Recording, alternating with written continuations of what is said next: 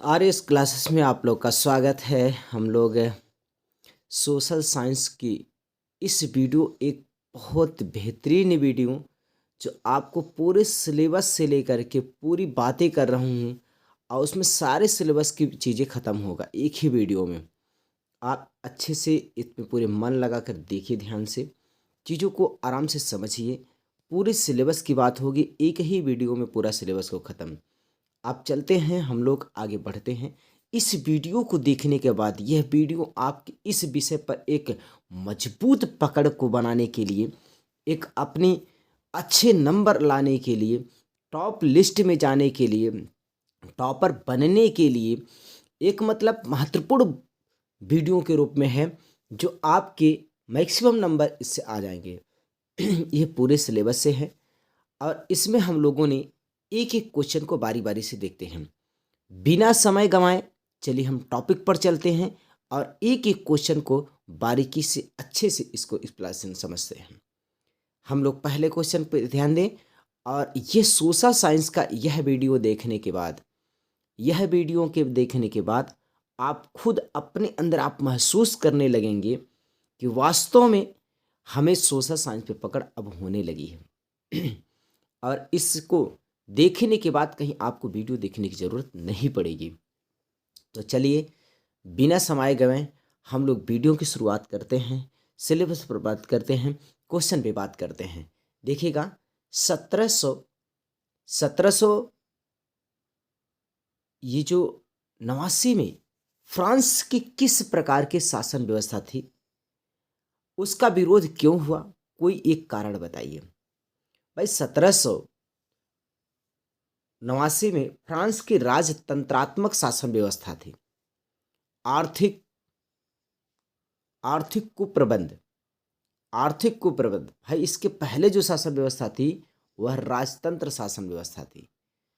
और इसमें यह भी बता रहा है कि जो आर्थिक कुप्रबंध के चलते फ्रांस की अर्थव्यवस्था का क्या हो गया, बदहाली में पहुंच गया, जिसके चलते लोगों में विद्रोह और फ्रांस की क्रांति घटित हो गई। यार राजा जब सही नहीं है, जब ऐसा बोला गया कि राजा का लड़का ही राजा बनेगा, इसी प्रणाली को बोलते हैं राजतंत्र। और अगर राजा का लड़का दिमाग का कमजोर पैदा हो गया, दिवालिया पैदा हो गया, तो ये राजतंत्र का सबसे बड़ा कमी और बहुत बड़ी समस्या होती है। एक व्यक्ति के कारण पूरी देश, पूरी जनता कष्ट में पड़ जाती है और जब कष्ट का सहन नहीं होता है तो उसका विरोध होता है और उसी विरोध को, वही विरोध का होना क्रांति का जन्म होता है। तो ध्यान से देखिएगा इस बात को कैसे हुआ कि शासन व्यवस्था राजतंत्रात्मक व्यवस्था थी, जो आर्थिक कुर्बत को चलते अर्थव्यवस्था गड़बड़ा गई, गड़बड़ हो गई, जिसके चलते लोगों में विद्रोह हो गया और फ्रांस की घटना घटित हो गई। चलिए इसी प्रकार से हम लोग अगले क्वेश्चन पर आगे बढ़ते हैं। एक एक क्वेश्चन को बारीकी से ध्यान से देखते हैं। क्या होगा, फ्रांसीसी क्रांतिकारियों में कौन कौन से कदम उठाए जिनसे फ्रांसीसी लोगों में सामूहिक पहचान की भावना पैदा हो सकती है। हम लोग इस क्वेश्चन को अगर ध्यान से देखें,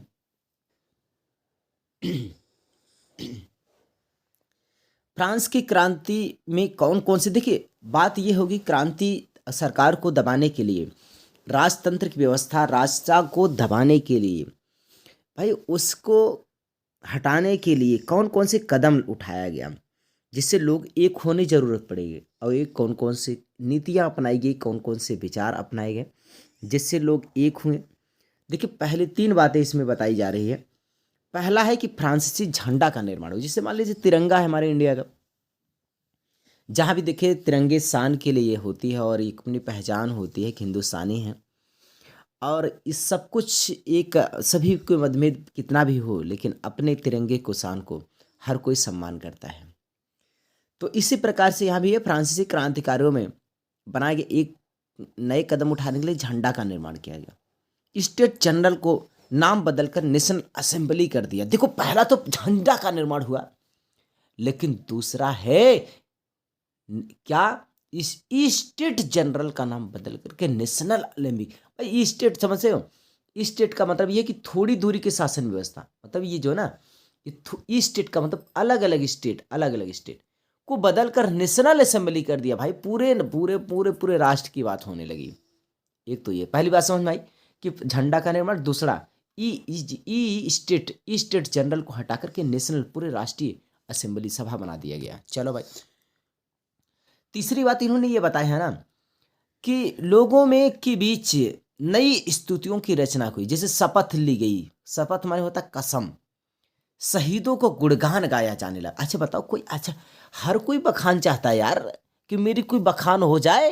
और बखान तब होगा जब बखान होता है, लोग उस काम को करने के लिए प्रेरित होते हैं और लोग करते हैं। और शहीदों की जब गुणगान गाने लगा, लोग शहीद होने के लिए आगे बढ़ने लगे।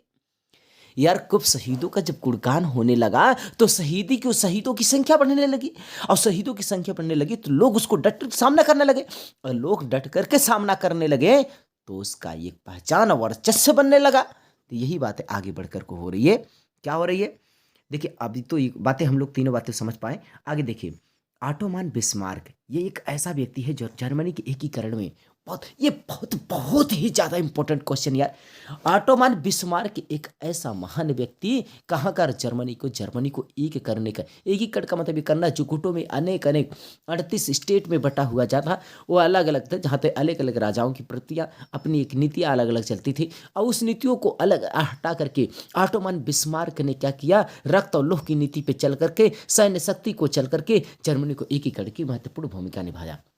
बात यह है कि अगर क्वेश्चन पूछा जाता है कि ऑटोमान बिस्मार्क रक्त और किस नीति के आधार पर एक जर्मनी का एकीकरण किया, आप सबसे पहली बात ये बात बोलेंगे कि ऑटोमान बिस्मार्क रक्त और लोह की नीति पर चल करके, सैन्य शक्ति के माध्यम से, मतलब उसको हथियारों के माध्यम से चल करके जर्मनी के एकीकरण करने में महत्वपूर्ण भूमिका निभाई।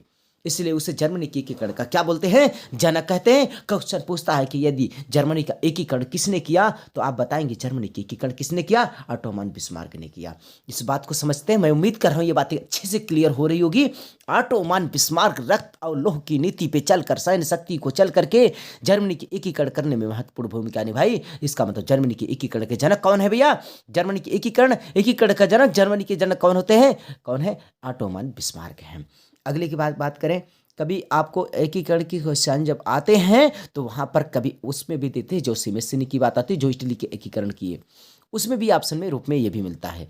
चलो अगले क्वेश्चन की बात करें, इसके नीचे वाले बात करेंगे। और क्या क्या है? बिस्मार्क की जो कूटनीति है द्वारा ऑस्ट्रिया के वैश्विक पटल पर एकाकी करके प्रसा की शक्ति को मजबूत किया। बातें ध्यान से सुनिएगा। इसके बिस्मार्क के अंदर ये कूटनीति के द्वारा ऑस्ट्रिया को वैश्विक पटल पर एकाकी करके प्रसा की शक्ति को क्या किया? मजबूत किया।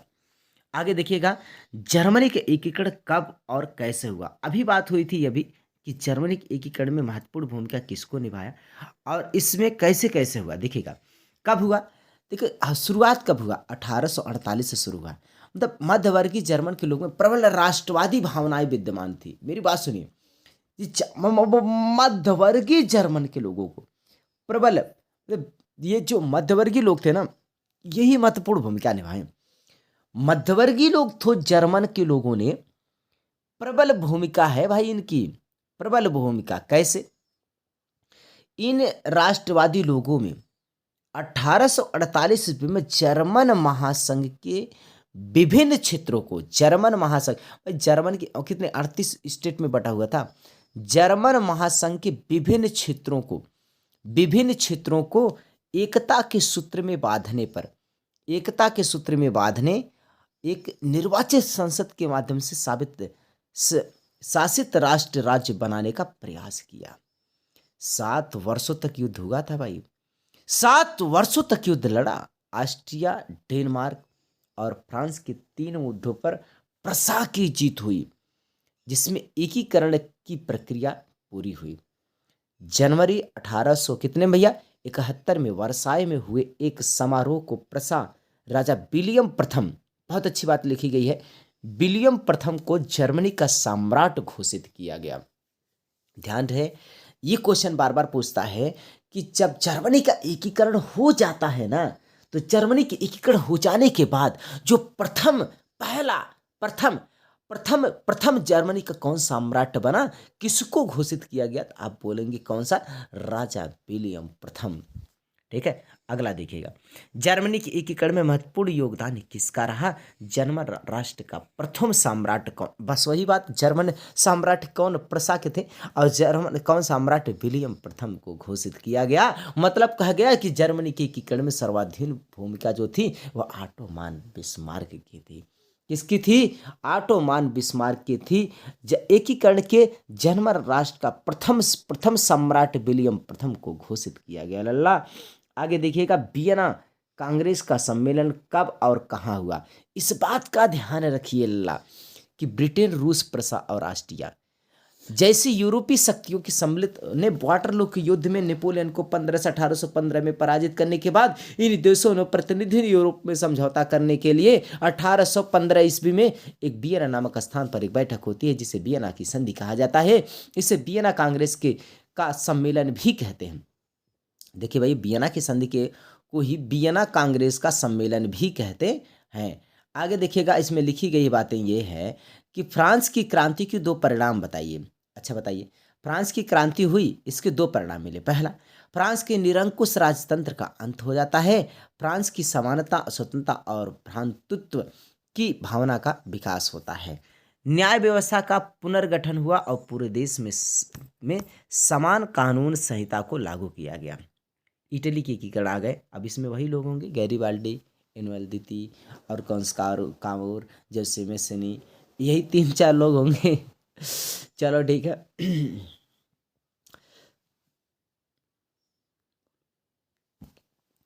जर्मनी के एकीकरण में भूमिका इन्हीं लोग की है। तो देखिएगा, इटली के एकीकरण में महत्वपूर्ण भूमिका निभाने वाले 3 प्रमुख लोग हैं।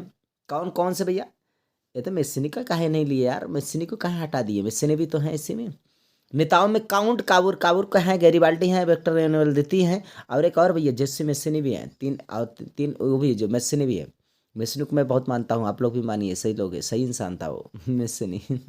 चलिए आगे क्वेश्चन पे देखिएगा, फ्रांस की क्रांति से संबंधित 2 दार्शनिकों के नाम बताइए। अच्छा, मॉन्टेस्क्यू। देखिए, फ्रांस की क्रांति की बात कर रहा है भाई, ध्यान रखना। फ्रांस की क्रांति में 2 दार्शनिकों के नाम अभी पूछा गया था, 2022 में पूछा गया था,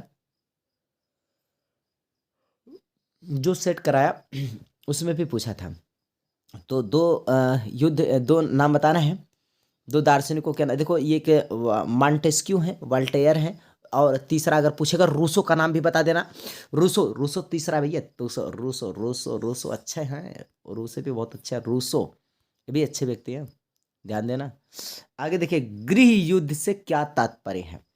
गृह युद्ध एक राष्ट्र के अंदर संगठित गुटों के बीच होने वाले युद्ध को गृह युद्ध कहते हैं। अगला देखिए, अभी पहला लेसन कंप्लीट हो गया, आराम आराम से देखिएगा, चीजें आराम से कंप्लीट होगी, आप डरना मत। देखिए, दूसरा लेसन में हम लोग आए, गांधी इरविन समझौता कब हुआ था? इसके 2 शर्तों का उल्लेख कीजिए। बढ़िया क्वेश्चन है भाई। क्या कह रहा है कि प्रथम गोलमेज सम्मेलन की विफलता के बाद जनवरी 1931 ईस्वी में गांधी जी सहित कांग्रेस के नेताओं को रिहा कर दिया।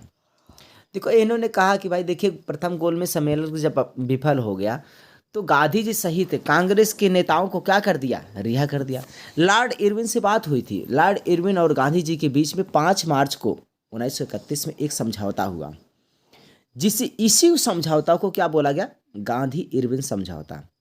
ठीक है, लॉर्ड इरविन और गांधी जी एक इंडिया के कौन से पार्टी है? कांग्रेस की पार्टी है, और उसके सबसे बड़े नेता यही हैं। और ये क्या करते हैं कि उनसे लॉर्ड इरविन से समझौता इनका होता है, और कितने तारीख को होता है? 5 मार्च को होता है, 1931 को होता है। इस समझौता में गांधी जी की 2 शर्तें माननी पड़ी उनकी। 2 शर्तें इस प्रकार है, शर्तें तो और भी थी, इसमें 2 ही शर्त दिए हैं।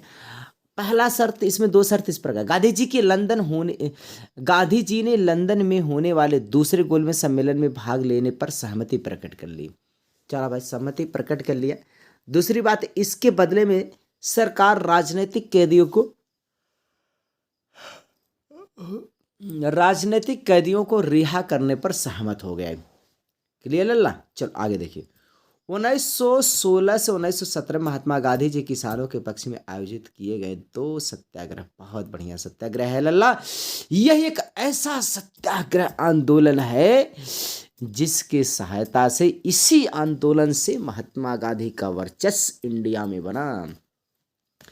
पहला बिहार में गए, चंपारण जिले में, बिहार के चंपारण जिले में उनका पहला आंदोलन हो गया जब वो 6 जनवरी को जब इंडिया में आए 1915 में, तो गोपाल कृष्ण गोखले से मुलाकात हुई और गोपाल कृष्ण गोखले को अपना राजनीतिक गुरु मानते थे। उन्होंने कह दिया कि भैया गांधी जी पहले देश की स्थिति को समझने के लिए पहले पूरे देश का भ्रमण कीजिए। जब उन्होंने 1915 से लेकर के 1 साल तक देश का भ्रमण किया, भ्रमण करने के बाद उन्होंने क्या करते हैं, भ्रमण करने के बाद वह शुरू करते हैं आंदोलन। तो कहाँ से शुरू करते हैं? बिहार के धरती चंपारण जिले से उन्होंने किसानों की समस्याओं को लेकर के उन्होंने अपना सत्याग्रह आंदोलन को शुरू किया, जिसमें 5-6 लोगों को और भी साथ में ले गया था, जिसमें डॉक्टर राजेंद्र प्रसाद भी साथ में थे।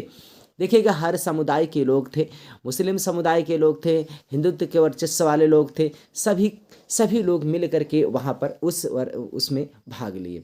आगे देखिएगा, खेड़ा सत्याग्रह आंदोलन जो गुजरात में गांधी जी मोदी जी के यहाँ पर यह भी काम हुआ था, 1917 में हुआ था। ठीक है, चल आगे देखिए। इनलैंड इमिग्रेशन एक्ट क्या है भैया? इनलैंड इमिग्रेशन एक्ट एक ऐसी धारा है जो 1855 के अनुसार बागानों को काम करने वाले मजदूरों पर नियुक्ति के बिना अनुमति से बाहर जाने का नहीं था।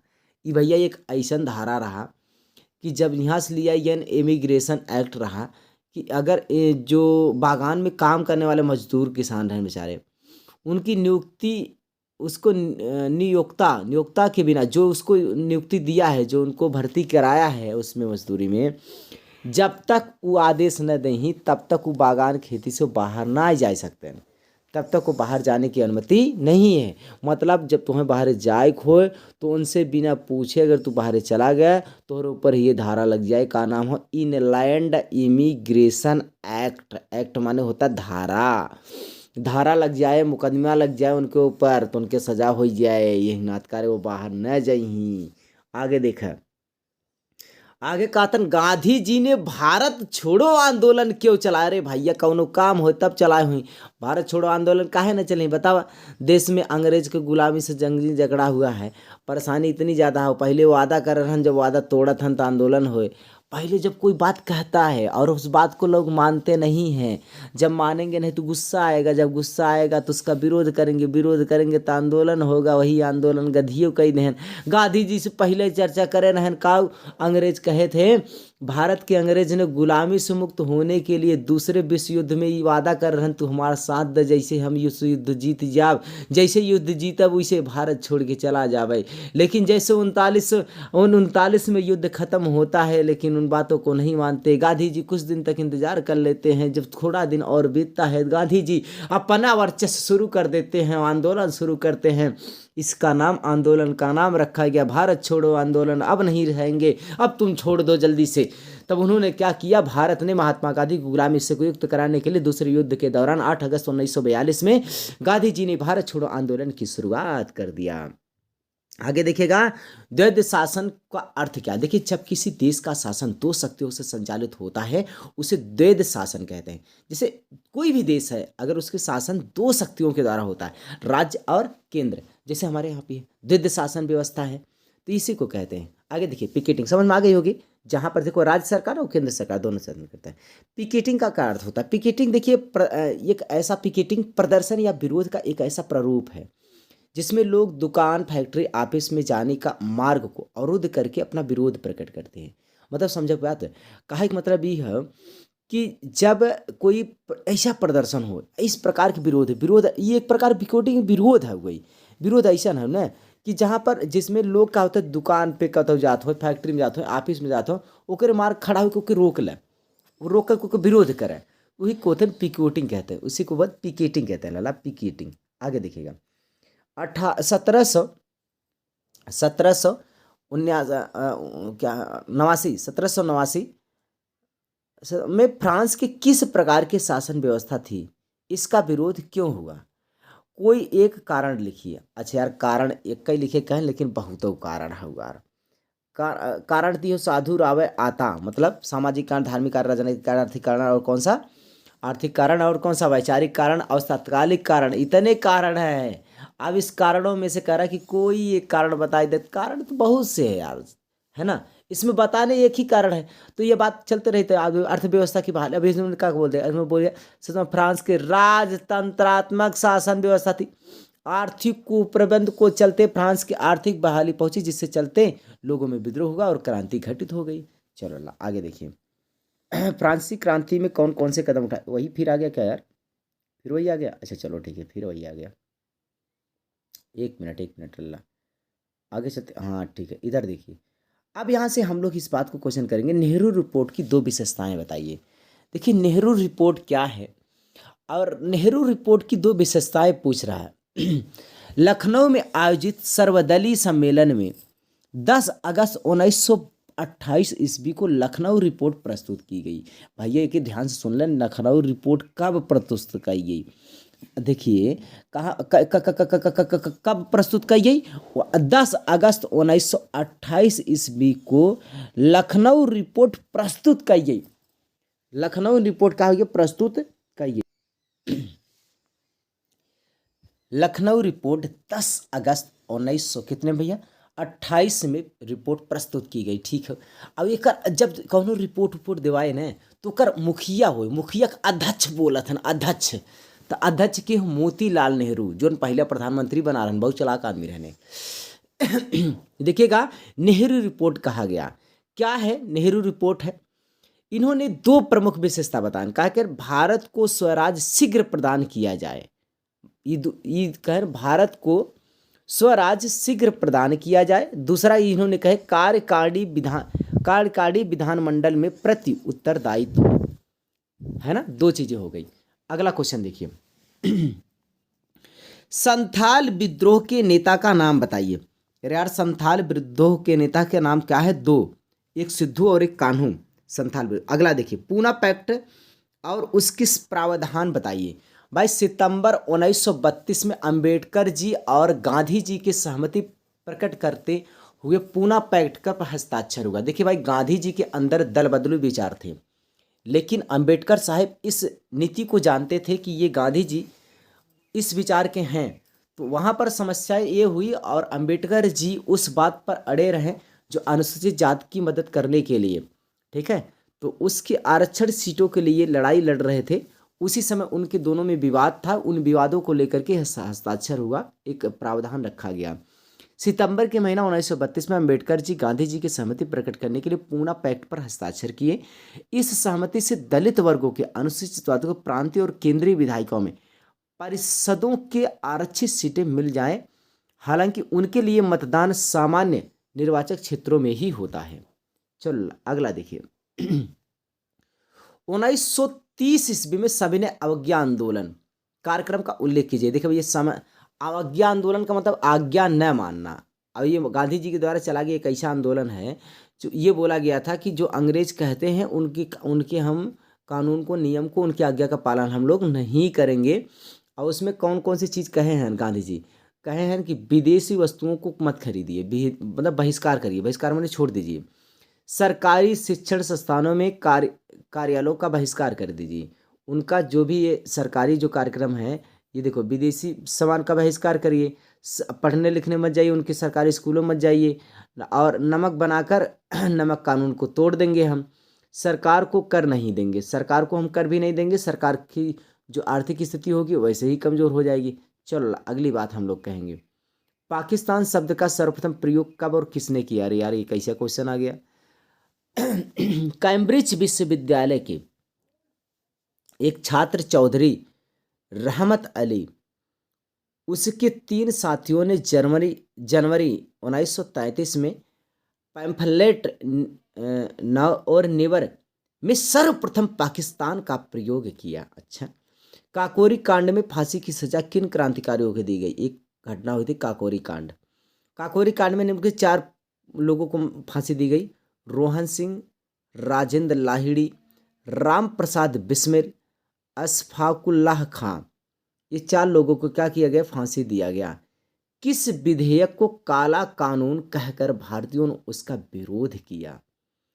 भारतीयों ने रोलेट एक्ट बिल को काला कानून कहकर उसका विरोध किया। चलो भैया, जलियांवाला बाग भारतीयों की भीड़ पर गोली चलाने का आदेश किसने दिया?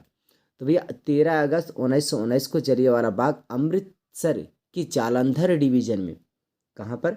जालंधर डिवीजन में कमांड जनरल डायर ने आदेश दिया। किसका आदेश दिया? गोली चलाने का आदेश। बड़ी संख्या में लोग मारे गए। ये एक इतिहास की बहुत ही दर्दनाक घटना थी जो 13 अप्रैल 1919 को जनरल डायर ने अपने ही देश के, हमारे इंडिया भारत वाले ही के लोग को नौकरी देकर भारत वालों से मरवाया। नमक कानून, अगली बात करेंगे हम लोग नमक कानून। नमक सत्याग्रह कब प्रारंभ हुआ और उसका संक्षिप्त विवरण दीजिए। महात्मा गांधी 1930 में वायसराय इरविन को 11 सूत्र, देखिए कितनी अच्छी बात बोल रहा है। जब ये वायसराय इरविन जो हो, उसकी जो बात हो रही थी दोनों लोग का नमक सत्याग्रह पर प्रारंभ में, तो उस पर उन्होंने 11 सूत्रों की मांग की थी। 11 सूत्रों को मांग करके एक पत्र लिखा था और वो उन्होंने बोला कि अगर मार्च 13 मार्च, कितना मार्च नहीं 13 नहीं यार, कितना है 11 मार्च तक नहीं मानी गई तो कांग्रेस सविनय अवज्ञा आंदोलन छेड़ देगी। और उन्होंने ऐसा ही किया। अपने 78 अनुयायियों के साथ, सहयोगियों के साथ साबरमती से डांडी पहुंचकर नमक कानून को तोड़ दिया गांधी जी ने। आगे देखिए रॉलेट एक्ट क्या है? इसका विरोध क्यों हुआ? क्या परिणाम निकला? रॉलेट एक्ट के माध्यम से सरकार की राजनीतिक गतिविधियों का दमन करने का, राजनीतिक कैदियों को 2 साल तक मुकदमा चलाए बिना मुकदमा को उसको जेल में बंद रखने का अधिकार मिल गया था। महात्मा गांधी ने सत्याग्रह के माध्यम से इस कानून का विरोध किया और इसी कानून का विरोध करते हुए लोगों को दमन के लिए जलियांवाला बाग हत्याकांड की घटना हुई। लेकिन आंदोलन का हिंसा शामिल में होने पर गांधी जी के आंदोलन को वापस ले लिया और यही हिंसा होने पर गांधी जी ने क्या कर दिया? अपने आंदोलन को वापस ले लिया। जो एक ऐतिहासिक घटना, एक महत्वपूर्ण घटना रही जो बहुत परेशान हुई। आगे देखिएगा, हम लोग इस तरह से बातें करेंगे। असहयोग आंदोलन कब और क्यों वापस ले लिया गया? देखिए असहयोग आंदोलन क्यों वापस लिया, बातें को ध्यान से सुनिएगा। असहयोग, लेकिन आंदोलन हिंसा शामिल हो गया इसलिए आंदोलन को वापस ले लिया। ठीक है, आगे देखिएगा। असहयोग आंदोलन कब और क्यों वापस ले लिया? भाई असहयोग आंदोलन, गांधी जी का असहयोग आंदोलन पूर्णतः अहिंसक था, लेकिन देश में इसकी व्यापकता को बढ़ने के साथ ही इसमें हिंसा की वृद्धि हुई। 5 फरवरी 1922 को गोरखपुर के चौरी चौरा की हिंसक भीड़ में थाने में आग लगा दी गई, जिससे कई पुलिस वालों ने जलकर मर गए। इस घटना को क्षुब्ध गांधी जी ने असहयोग आंदोलन को वापस ले लिया। भाई असहयोग आंदोलन इसीलिए वापस से, गोरखपुर में घटना हो गई 5 फरवरी 1922 को, जो हिंसक भीड़ के सामने थाने पर लोग, भारत वाले ने थाने पे घुस करके उसमें थाने में आग लगा दी और उसमें कई पुलिसों की क्या हो गई, कई थानेदार, कई लोगों को क्या हो गई, जान चली गई, जल गए उसी में। गांधी जी ने अपनी पुस्तक हिंद स्वराज में असहयोग आंदोलन के पक्ष में क्या तर्क दिया? महात्मा गांधी ने अपने प्रसिद्ध पुस्तक हिंद स्वराज 1909 में कहा था कि भारत में ब्रिटिश शासन भारतीयों की सहयोग से ही स्थापित हुआ था और यह शासन इसी सहयोग के कारण चल रहा है। ये बात बहुत अच्छी बात बताए ने। देखिए हिंद का स्वराज में, आप देखो क्वेश्चन को ध्यान से पढ़िए। पहले कह रहा है कि महात्मा गांधी ने अपने प्रसिद्ध पुस्तक हिंद स्वराज में उन्होंने लिखी है बातें। अगर ये बात पूछा जाए, अगर ये बात बोला जाए कि अच्छा ये बताइए कि गांधी जी ने इस बात को बोला कि जो भारत के वासी हैं, जो अंग्रेज यहाँ पर अंग्रेज की सत्ता जो कायम हुई है उसमें भारतीयों की मदद है। बिना भारतीयों की मदद से अंग्रेज के शासन यहाँ नहीं करते और ये तब तक चलेगा जब तक भारतीय उसकी मदद करेंगे। यह किस पुस्तक में लिखी गई है? गांधी जी ने लिखी हुई पुस्तक है हिंद स्वराज। उसी पुस्तक में ये बात लिखी गई है। महात्मा गांधी ने अपने पुस्तक, देखिएगा लिखा है, महात्मा गांधी ने अपने पुस्तक हिंद स्वराज में हिंद स्वराज में 1909 में कहा कि भारत ब्रिटिश शासन गरीबों के सहयोग से स्थापित है और शासन इसी सहयोग के कारण चल रहा है। इसके प्रथम चरण में लोगों की नौकरी, सेना, पुलिस, अदालत, विधायकी परिषद, स्कूलों, विदेशी वस्तुओं का परित्याग किया जाना चाहिए। यदि सरकार आंदोलन को दबाने के लिए दमन का रास्ता चुनती है तो व्यापक स्तर पर देशव्यापी सविनय अवज्ञा आंदोलन भी प्रारंभ किया जा सकता है। ऐसा करेंगे तभी हो पाएगा। इस पुस्तक में अपने विचार को उन्होंने लिखा है। 2 अक्टूबर को जन्म लेने वाले किन्हीं 2 प्रसिद्ध भारतीयों के नाम बताइए। भाई 2 अक्टूबर को जन्म लेने वाले कौन से व्यक्ति हैं? 2 अक्टूबर को जन्म लेने वाले 2 प्रसिद्ध, महात्मा गांधी 2 अक्टूबर 1869 में, लाल बहादुर शास्त्री की जी का जन्म 2 अक्टूबर 1904 में। पूर्ण स्वराज की घोषणा, पूर्ण स्वराज का उद्घोष कब और किसके द्वारा किया गया? पूर्ण स्वराज की उद्घोष किसके द्वारा किया गया? भाई 26 जनवरी 1929 को कांग्रेस के लाहौर अधिवेशन में जवाहरलाल नेहरू के नेतृत्व में भारतीय स्वतंत्रता सेनानियों को पूर्ण स्वराज का संकल्पना लिया। भारत छोड़ो आंदोलन क्यों प्रारंभ करना पड़ा? इसका प्रमुख नारा क्या था? देखिए, यह भारत छोड़ो आंदोलन एक ब्रिटिश उपनिवेशित को समाप्त होने के बाद, युद्ध समाप्त होने के बाद गांधी जी से वादा कर रहे हैं कि हेल्प करें, मदद करें, यमन अगर हम जीत जब युद्ध तो हम सब छूट चला जब। क्रिस मिशन की विफलता के बाद यह निर्णय लिया गया कि इन दोनों आंदोलन का नारा अंग्रेज भारत छोड़ो, गांधी इसी अवसर पर करो या मरो का नारा दिया था। इसी अवसर पर दिए थे, करो और मरो का नारा दिए थे। 19वीं शताब्दी में हजारों की संख्या में लोग यूरोप से अमेरिका क्यों जाने लगे? तत्कालिक यूरोप में गरीबी, भुखमरी, बीमारी, बेरोजगारी की बहुत समस्याएं रही। धार्मिक दृष्टि से असंतोष को कठोर दंड का प्रावधान, अमेरिका में संसदों को बहुलता, कृषि योग्य भूमि की अधिकता, जनसंख्या की कमी के कारण वहां चलते फिरते यूरोप के लोग अमेरिका का रुख किया। प्रथम विश्व युद्ध किन गुट देशों के मध्य लड़ा गया? जो प्रथम विश्व युद्ध रहा वह मित्र राष्ट्र केंद्रीय शक्तियों के बीच लड़ा गया। मित्र राष्ट्र केंद्रीय शक्ति, मित्र राष्ट्र में कौन? ब्रिटेन, फ्रांस, रूस शामिल थे, जबकि केंद्रीय शक्तियों में जर्मनी, ऑस्ट्रिया और हंगरी, ऑटोमान तुर्क शामिल थे। नई आर्थिक प्रणाली क्या तात्पर्य है? नई अंतर्राष्ट्रीय व्यवस्था को वह व्यवस्था जिसमें विकासशील देश के अपने संसाधनों पर सही मायने में नियंत्रण कर सके, जिसमें उन्हें विकास के लिए अधिक आर्थिक सहायता प्राप्त हो, कच्चे माल का उचित मूल्य पर मिले और तैयार माल विकसित देशों के बाजारों में आसानी से पहुंचना और बेचना संभव हो सके। यूरोपी लोगों के साथ कौन सी बीमारी अमेरिका पहुंची? यूरोप के लोग कौन सी बीमारी लेकर भाग गए? कहाँ पर? अमेरिका में। चूँकि लोग अमेरिका में जाने का रुख किए, वहाँ से गरीबी, भुखमरी और यूरोप में ढेर सारी समस्याओं को लेकर गए यूरोप में, वहाँ पर गए अमेरिका में पहुँचे तो एक बीमारी लेके चले गए। यूरोपी लोगों ने, जिसमें स्पेन के अफसर और सैनिकों के रूप से शामिल थे, चेचक की बीमारी लेकर अमेरिका पहुँच गए। NIEO का आशय क्या है? इसका पूरा नाम है न्यू इंटरनेशनल इकोनॉमिक ऑर्डर। इस नई व्यवस्था का उद्देश्य विकासशील देशों को अपने साधनों पर सही मायने में पूर्ण नियंत्रण मिलना। आप लोग बात करेंगे G77 की स्थापना का उद्देश्य क्या था? ध्यान दीजिए, G77 विकासशील देशों का एक संगठन है। इसकी स्थापना 1964 ईस्वी में संयुक्त राष्ट्र के प्रावधान में की गई। इस संगठन के स्थापना का उद्देश्य मुख्य राष्ट्र के माध्यम से विश्व अर्थव्यवस्था को बुनियादी परिवर्तन करना था, जो विकासशील देशों के हितों के अनुकूल था। देखिए, मैंने पढ़ तो दिया, लेकिन इस बात को पहले समझिए ध्यान से। G7 एक संगठन बनाया गया। G77 एक संगठन बनाया गया। इसका स्थापना तो 1964 में हुई। कहाँ पर? संयुक्त राष्ट्र के तत्वावधान में की गई। चलो ठीक है, हो तो गई। एकर उद्देश्य ये है कि विश्व संगठन की स्थापना का उद्देश्य ये है कि विश्व की अर्थव्यवस्था को बुनियादी परिवर्तन करना जो विकासशील देशों के हित में हो।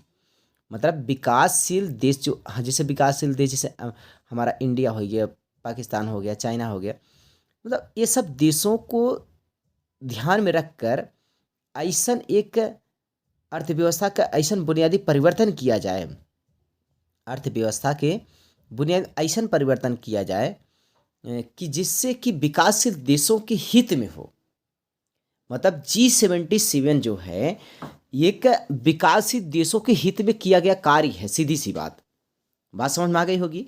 G77 भैया एक ऐसा कार्य होगा, एक ऐसा मतलब संगठन है जो 1964 में बना है और एकर काम ई है जो विकासशील देश है, जो विकसित देश तो दूसरा जो बहुत बड़ा होते मतलब उनके पास हर चीज़ संपन्न होते हैं। विकासशील देश वो देश जवन अभी विकास कर रहा है, इसको हित में काम किया कौन? G77। द्वितीय विश्व युद्ध कब हुआ? द्वितीय विश्व युद्ध 39 से लेकर 45 तक लड़ा था। द्वितीय विश्व युद्ध में मित्र राष्ट्र और ध्रुवीय शक्तियों के बारे में बताइए। मित्र राष्ट्र कौन कौन से थे? मित्र राष्ट्र में ब्रिटेन है, फ्रांस है, अमेरिका है, सोवियत संघ भी शामिल थे, जबकि ध्रुव शक्तियों में जर्मनी, इटली और जापान शामिल थे। किस आकर्षण से आकर्षित होकर यूरोपीय अफ्रीका आते थे? यूरोप के लोग अफ्रीका आते थे। भाई क्या है, यूरोपीय देश में खनिज संसाधन की आकर्षण से आकर्षित होकर अफ्रीका जाते थे। साथ ही अफ्रीका की विशाल भूक्षेत्र जैसे बाजार पर यूरोपियों की नज़र थी। आगे देखिएगा, औद्योगिक वैश्वीकरण की प्रक्रिया को किस प्रकार उत्प्रेरित किया? 2 कारण बताइए। संचार की प्रक्रिया के लोगों की सूचनाओं को तीव्रगामी आदान प्रदान होता है। बहुराष्ट्रीय कंपनियां वैश्विक स्तर पर उत्पादों का निर्माण और निर्यात करती हैं। बहुत बढ़िया बढ़िया क्वेश्चन है। संयुक्त राष्ट्र संघ की सुरक्षा परिषद की 2 अस्थायी सदस्यों के नाम बताइए। संयुक्त राष्ट्र संघ के पहला अमेरिका, दूसरा चीन। 1929, देखिए संयुक्त राष्ट्र संघ के अस्थायी सदस्य हैं लोग अमेरिका और चीन। 1929 में होने वाले आर्थिक महामंदी के 2 कारण बताइए। तो आर्थिक महामंदी 1929 में आर्थिक महामंदी हुई कि कुछ भी कारण बताई दे। 2022 में पूछे रहा। उत्पादन की अधिकता और क्रय शक्ति में गिरावट। पैदा तो बहुत ज़्यादा है लेकिन बिकत न रहा है। विश्वव्यापी आर्थिक संकट का मुख्य कारण बहुत से देशों में स्वर्ण की कमी हो गई थी। स्वर्ण की कमी हो गई। अगला देखिए, संसाधनों की विशेषता क्या है? संसाधन की प्रमुख विशेषता होनी चाहिए कि उपयोगी वस्तुएं बनाने की सेवाएं प्रदान करना, मानवीय प्रयास, विज्ञान तथा प्रौद्योगिकी क्षेत्र में विकास, भावी उपयोगिता, सीमित मात्रा।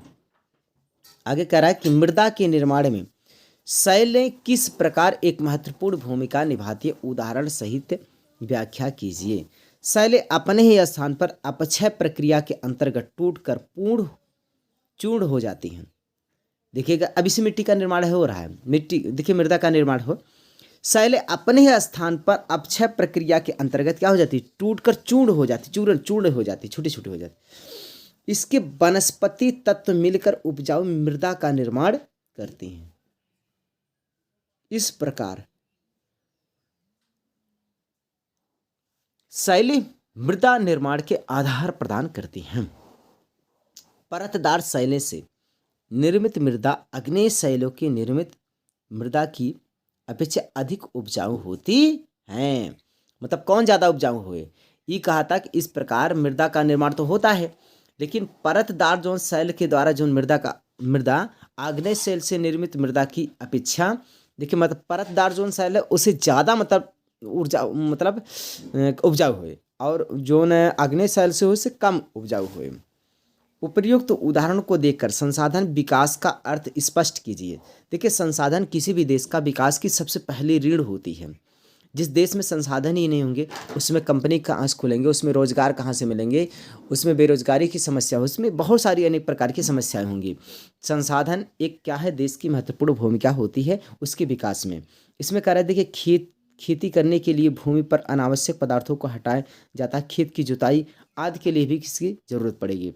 मशीनों को बनाने के लिए भूमि के खनिजों से निकाला जाता है, तबकि अशुद्धियाँ दूर करने के प्रगलन किया जाता है। ढेर सारे काम किए जाते हैं, अगर रहेगा तभी हो पाएगा ना। आगे कह रहा है, बागर और खादर में 2 अंतर बताइए।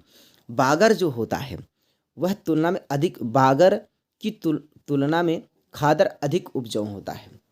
बागर जो होगा, बागर की तुलना में खादर जो होता है अधिक उपजाऊ होता है। प्राचीन जलोढ़ मृदा को बागर तथा नवीन जलोढ़ मृदा को खादर कहते हैं। मृदा अपरदन क्या है, इसका दो प्रमुख बताइए। मृदा अपरदन का मतलब यह है कि मृदा को, मिट्टी को एक स्थान से उठाकर दूसरे स्थान पर ले जाना मृदा अपरदन कहलाता है। इसके दो प्रमुख कारण है, मिट्टी वृक्षों को काटना, नदियों के बाढ़ से बड़े पैमाने से कटाव। भूक्षरण से लिए उत्तरदायी किन्हीं दो मानवीय कारणों से बताइए। भूक्षरण, नगरीकरण, एक औद्योगिकरण।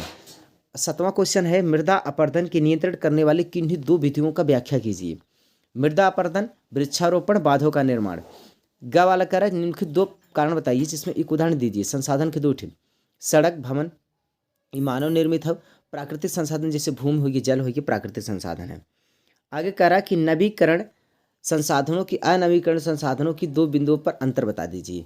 एक हम लोग को ये बातें करनी है, नवीकरण संसाधन और अनवीकरण संसाधन में दो बिंदुओं पर अंतर दीजिए। देखिए, नवीकरण संसाधन एक बार प्रयोग होता है, ध्यान देना, ये बहुत अच्छी लाइन है। नवीकरण संसाधन, बस यही लाइन मेन है। नवीकरण संसाधन एक बार प्रयोग में लाए जाने के बाद पुनः निर्मित किया जाता है। एक बार प्रयोग कर बाद फिर दोबारा प्रयोग कर सकते हैं, जबकि अनवीकरण संसाधन को एक बार प्रयोग करने के बाद दोबारा प्रयोग नहीं कर सकते हैं। दोबारा उसके बाद समाप्त हो जाता है, दोबारा नहीं प्रयोग होता है। देखिए, इस बात का ध्यान रखिए। अच्छा बात है कि नवीकरण जो संसाधन होता है एक बार प्रयोग ले जाने के बाद पुनः निर्मित किया जा सकता है नवीकरण में, जबकि अनवीकरण संसाधन एक बार प्रयोग करके दोबारा प्रयोग नहीं किया जा सकता। जैसे कोयला है, कोयला कैसा संसाधन है, नवीकरण, अनवीकरण। तो कोयला एक बार प्रयोग होए लेकिन दोबारा प्रयोग न होए, तो जब दोबारा प्रयोग न हो उसे बोलेंगे अनवीकरण संसाधन, अनवीकरण संसाधन। दूसरा कह रहा है महासागर, सौर ऊर्जा, जल, वायु आदि नवीकरण संसाधन में आते हैं, जबकि कोयला, खनिज तेल आदि अनवीकरण के साधनों के अंतर्गत आते हैं। अब तो शायद समझ में आगे होगी बातें। नवीकरण उसे कहते हैं जो हम लोग उपयोग कर सकते हैं दोबारा, और अनवीकरण उसे जो उससे दोबारा उपयोग नहीं कर सकते हैं। बस आगे देखिए, 10वां, संसाधन नियोजन का अर्थ बताइए। भाई, संसाधन नियोजन का अर्थ बता दीजिए। संसाधन नियोजन का अर्थ क्या होगा? संसाधन नियोजन के किन्हीं दो स्तरों का उल्लेख कीजिए। संसाधनों में उपयुक्त हेतु अपनाई जाने वाली तकनीकी को संसाधन नियोजन कहते हैं। मतलब संसाधन को उपयोग करेगा तो उपयोग करे के लिए कौन सा तकनीकी लगाए, वही तकनीकी के का कहते हैं संसाधन नियोजन कहते हैं। संसाधन नियोजन देखिए 3 दिया है इसमें। संसाधन की खोज की तैयारी करो, उसके बाद उसका उपलब्धता का मूल्यांकन करो, संसाधनों उपयोग की योजना करो। व्यक्तिगत संसाधन, जो खुद का संसाधन उसे व्यक्तिगत संसाधन कहते हैं। पहाड़ी क्षेत्रों में मृदा के अपरदन की रोकथाम के लिए क्या करना चाहिए? भाई, जहाँ भी पहाड़ी क्षेत्र है और मृदा अपरदन हो रहा है तो सीधी से पेड़ ओड़ लगाए दे, सही हो जाए। किन्हीं दो राज्यों को नाम बताइए जहाँ पर काली मिट्टी पाई जाती है। एक तो भैया यही बम्बई हुई है, एक है गुजरात, एक है बम्बई। इसमें क्या लिखा है? महाराष्ट्र लिखा, वही बम्बई। और सौराष्ट्र राज्यों में काली मिट्टी पाई जाती है। इस मिट्टी के मुख्य रूप से कपास की फसल उगाई जाती है। बम्बई, गुजरात में काली मिट्टी पाई जाती है, मगर कपास मुख्य रूप से होते हैं। आगे देखिए 14, कोई दो मानवीय प्रक्रियाओं जो से निम्नीकरण के लिए उत्तरदायित्व हो। एक वनोन्मूलन, पशुचारण। ऐसी दो मानवीय प्रक्रियाएं हैं जो उसे निम्नीकरण के लिए उत्तरदायी। निम्नीकरण मतलब समझे तो ओकर महत्व कम हो जाए। एक वृक्ष काट देबे तब, एक पशु चराइबे तब। निम्नीकरण क्या मतलब होता है? देखिए, पेड़ पौधे फसलों की वृद्धि के लिए आवश्यक प्राकृतिक पोषक तत्वों की कमी होना निम्नीकरण कहलाता है। जब पेड़ पौधा के बढ़े के लिए ओकर पोषक तत्वों की कमी हो जाए, वही कहते हैं निम्नीकरण। इस समय भारत में 13 करोड़ हेक्टेयर भूमि निम्नीकृत है। 13 करोड़ हेक्टेयर भूमि क्या है? निम्नीकृत है। पुनः चक्रीय प्राकृतिक संसाधनों किसे कहते हैं? किन्हीं दो उदाहरण बताइए। पुनः चक्रीय प्राकृतिक संसाधन किन्हें कहते हैं? कोई दो उदाहरण दीजिए। पृथ्वी पर कुछ ऐसे संसाधन पाए जाते हैं जिनका बार बार प्रयोग किया जाता है। जल संसाधन को विभिन्न रूपों में प्रयुक्त किया जाता है। इसी प्रकार लोहा भी विभिन्न रूपों में प्रयुक्त होता है। अपुनर्चक्रीय प्राकृतिक संसाधन। देखिए, अपुनर्चक्रीय प्राकृतिक संसाधन कोई दो उदाहरण बताइए, ऐसे संसाधन जो एक बार उपयोग होने के बाद नष्ट हो जाए और उनका नवीकरण न हो पा सके, इसे गैर नवीकरण संसाधन कहते हैं, जैसे पेट्रोलियम, प्राकृतिक गैस। आगे क्वेश्चन देखिए, अगला क्वेश्चन ये है कि कौन सा टाइगर रिजर्व भारतीय बंगाल के डोलोमाइट खनन के कारण अस्तित्व के संकट का सामना कर रहा है। देखिए, पंजाब पश्चिमी बंगाल में स्थित एक टाइगर रिजर्व है, जिसे बक्सा टाइगर रिजर्व। दूसरा, भारत में कितने प्रतिशत जीव जंतुओं को विलुप्त होने की संकट उत्पन्न हो रही है? 10% वनस्पति जात और 20% स्तनधारियों को लुप्त होने का खतरा है, जिसमें चीता, गुलाबी सिर और बत्तख और पहाड़ी कोयला, जंगली चित्तेदार उल्लू और मधुका, गिनसिन ऑफ हुबरडिया, हेप्टान्यूरो जैसे पौधे शामिल हैं। वनों को वर्गीकृत वन किसे कहते हैं? देखिए, अन्य सभी प्रकार के वन बंजर भूमि को सरकार होता है, इसमें हम लोग अन्य सभी प्रकार के वन और बंजर भूमि जो सरकारी व्यक्तियों और समुदाय में स्वामित्व होते हैं, उसे अवर्गीकृत वन कहे जाते हैं। देखा भैया, अवर्गीकृत फिर से समझा, सभी प्रकार के वन और बंजर भूमि जो सरकार, व्यक्ति और समुदाय को स्वामित्व में होते हैं, उसे अवर्गीकृत वन कहे जाते हैं। जो सबके साथ में होगे क्या बोलते हैं? अवर्गीकृत वन। अगला देखिएगा, चिपको आंदोलन का उद्देश्य है पेड़ न कटाई। ये उत्तराखंड की चमोली, उत्तराखंड में सुंदरलाल बहुगुणा के द्वारा चलाया गया था। ठीक है, आगे देखिए, प्रजातियों को दो अपने निवास स्थान पर नहीं पाई जाती हैं, उन्हें क्या कहते हैं? लुप्त प्रजातियां। किस वर्ष एशियाई चीते को भारत में लुप्त घोषित किया गया? 1952 में। जैव आरक्षित क्षेत्र किसे कहते हैं? जैव विविधता संरक्षण हेतु बनाए गए क्षेत्र को जैव आरक्षित क्षेत्र कहते हैं। फूलों की घाटी उत्तराखंड को कहते हैं। नीलगिरी दक्षिण जैव आरक्षित क्षेत्र का उदाहरण है। पारिस्थितिक तंत्र को स्पष्ट कीजिए। देखिए, पारिस्थितिक तंत्र किसे कहते हैं? पेड़ पौधे, जानवर, मनुष्य आदि वस्तुओं के बीच संबंध जो होता है, उसी को पारिस्थितिक तंत्र कहते हैं। बहुत अच्छा क्वेश्चन है। ये सब एक दूसरे पर निर्भर होते हैं, एक के बिना दूसरा अस्तित्व में संभव नहीं हो सकता है। दुर्लभ जातियां किसे कहते हैं? जिनकी संख्या, करेक्ट, उन जातियों की संख्या बहुत कम है, सुलभ है और इनके प्रभावित करने वाले विषम परिस्थितियां नई परिवर्तित होती हैं, तो इसे क्या बोलते हैं? संकटग्रस्त जातियों की श्रेणी में आते हैं ये लोग। अगला देखिए, प्राकृतिक वनस्पति किसे कहते हैं? वे पेड़ पौधे, झाड़ियाँ, घास जो मानवीय हस्तक्षेप के बिना उग जाते हैं, उन्हें प्राकृतिक वनस्पति कहा जाता है। आगे लिखा है, हिमालय क्षेत्र में पाए जाने वाले प्रमुख जीव कौन से हैं? देखिए, हिमालय के क्षेत्र में पाए जाएंगे जिसे जंगली भेड़, पहाड़ी बकरी, साफिन, एक लंबे सिंग वाले जंगली बकरी, श्रू, टैपोर उल्लेखनीय है। पांडा और हिम तेंदुआ हिमालय के केवल ऊंचे क्षेत्रों में पाया जाता है।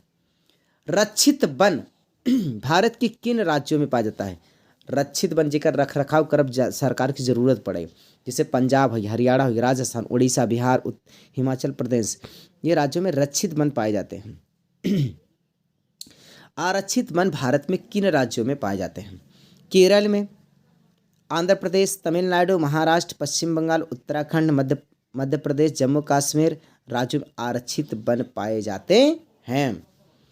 वह जीव अधिनियम जो 1980 से 1986 में किन जीवों को आरक्षित जातियों में शामिल किया गया? भैया 1980 से 1986 में कौन ऐसा जीव बायन कि संरक्षित जाति की शामिल किया गया है?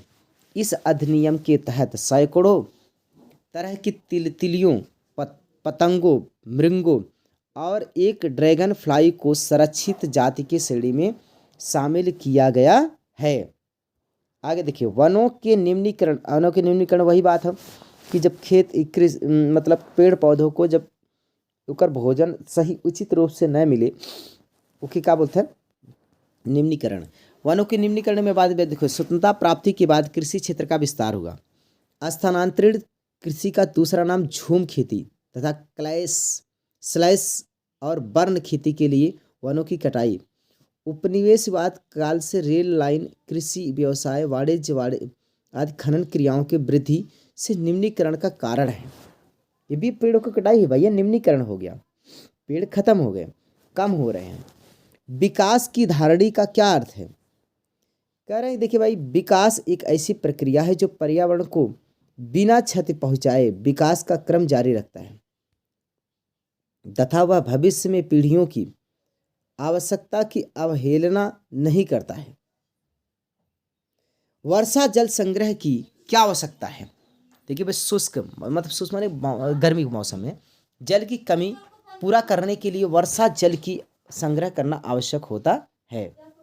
वो आगे बोल रहा है कि भारत के उस क्षेत्रों का नाम बताइए जो जल की कमी से पीड़ित रहते हैं।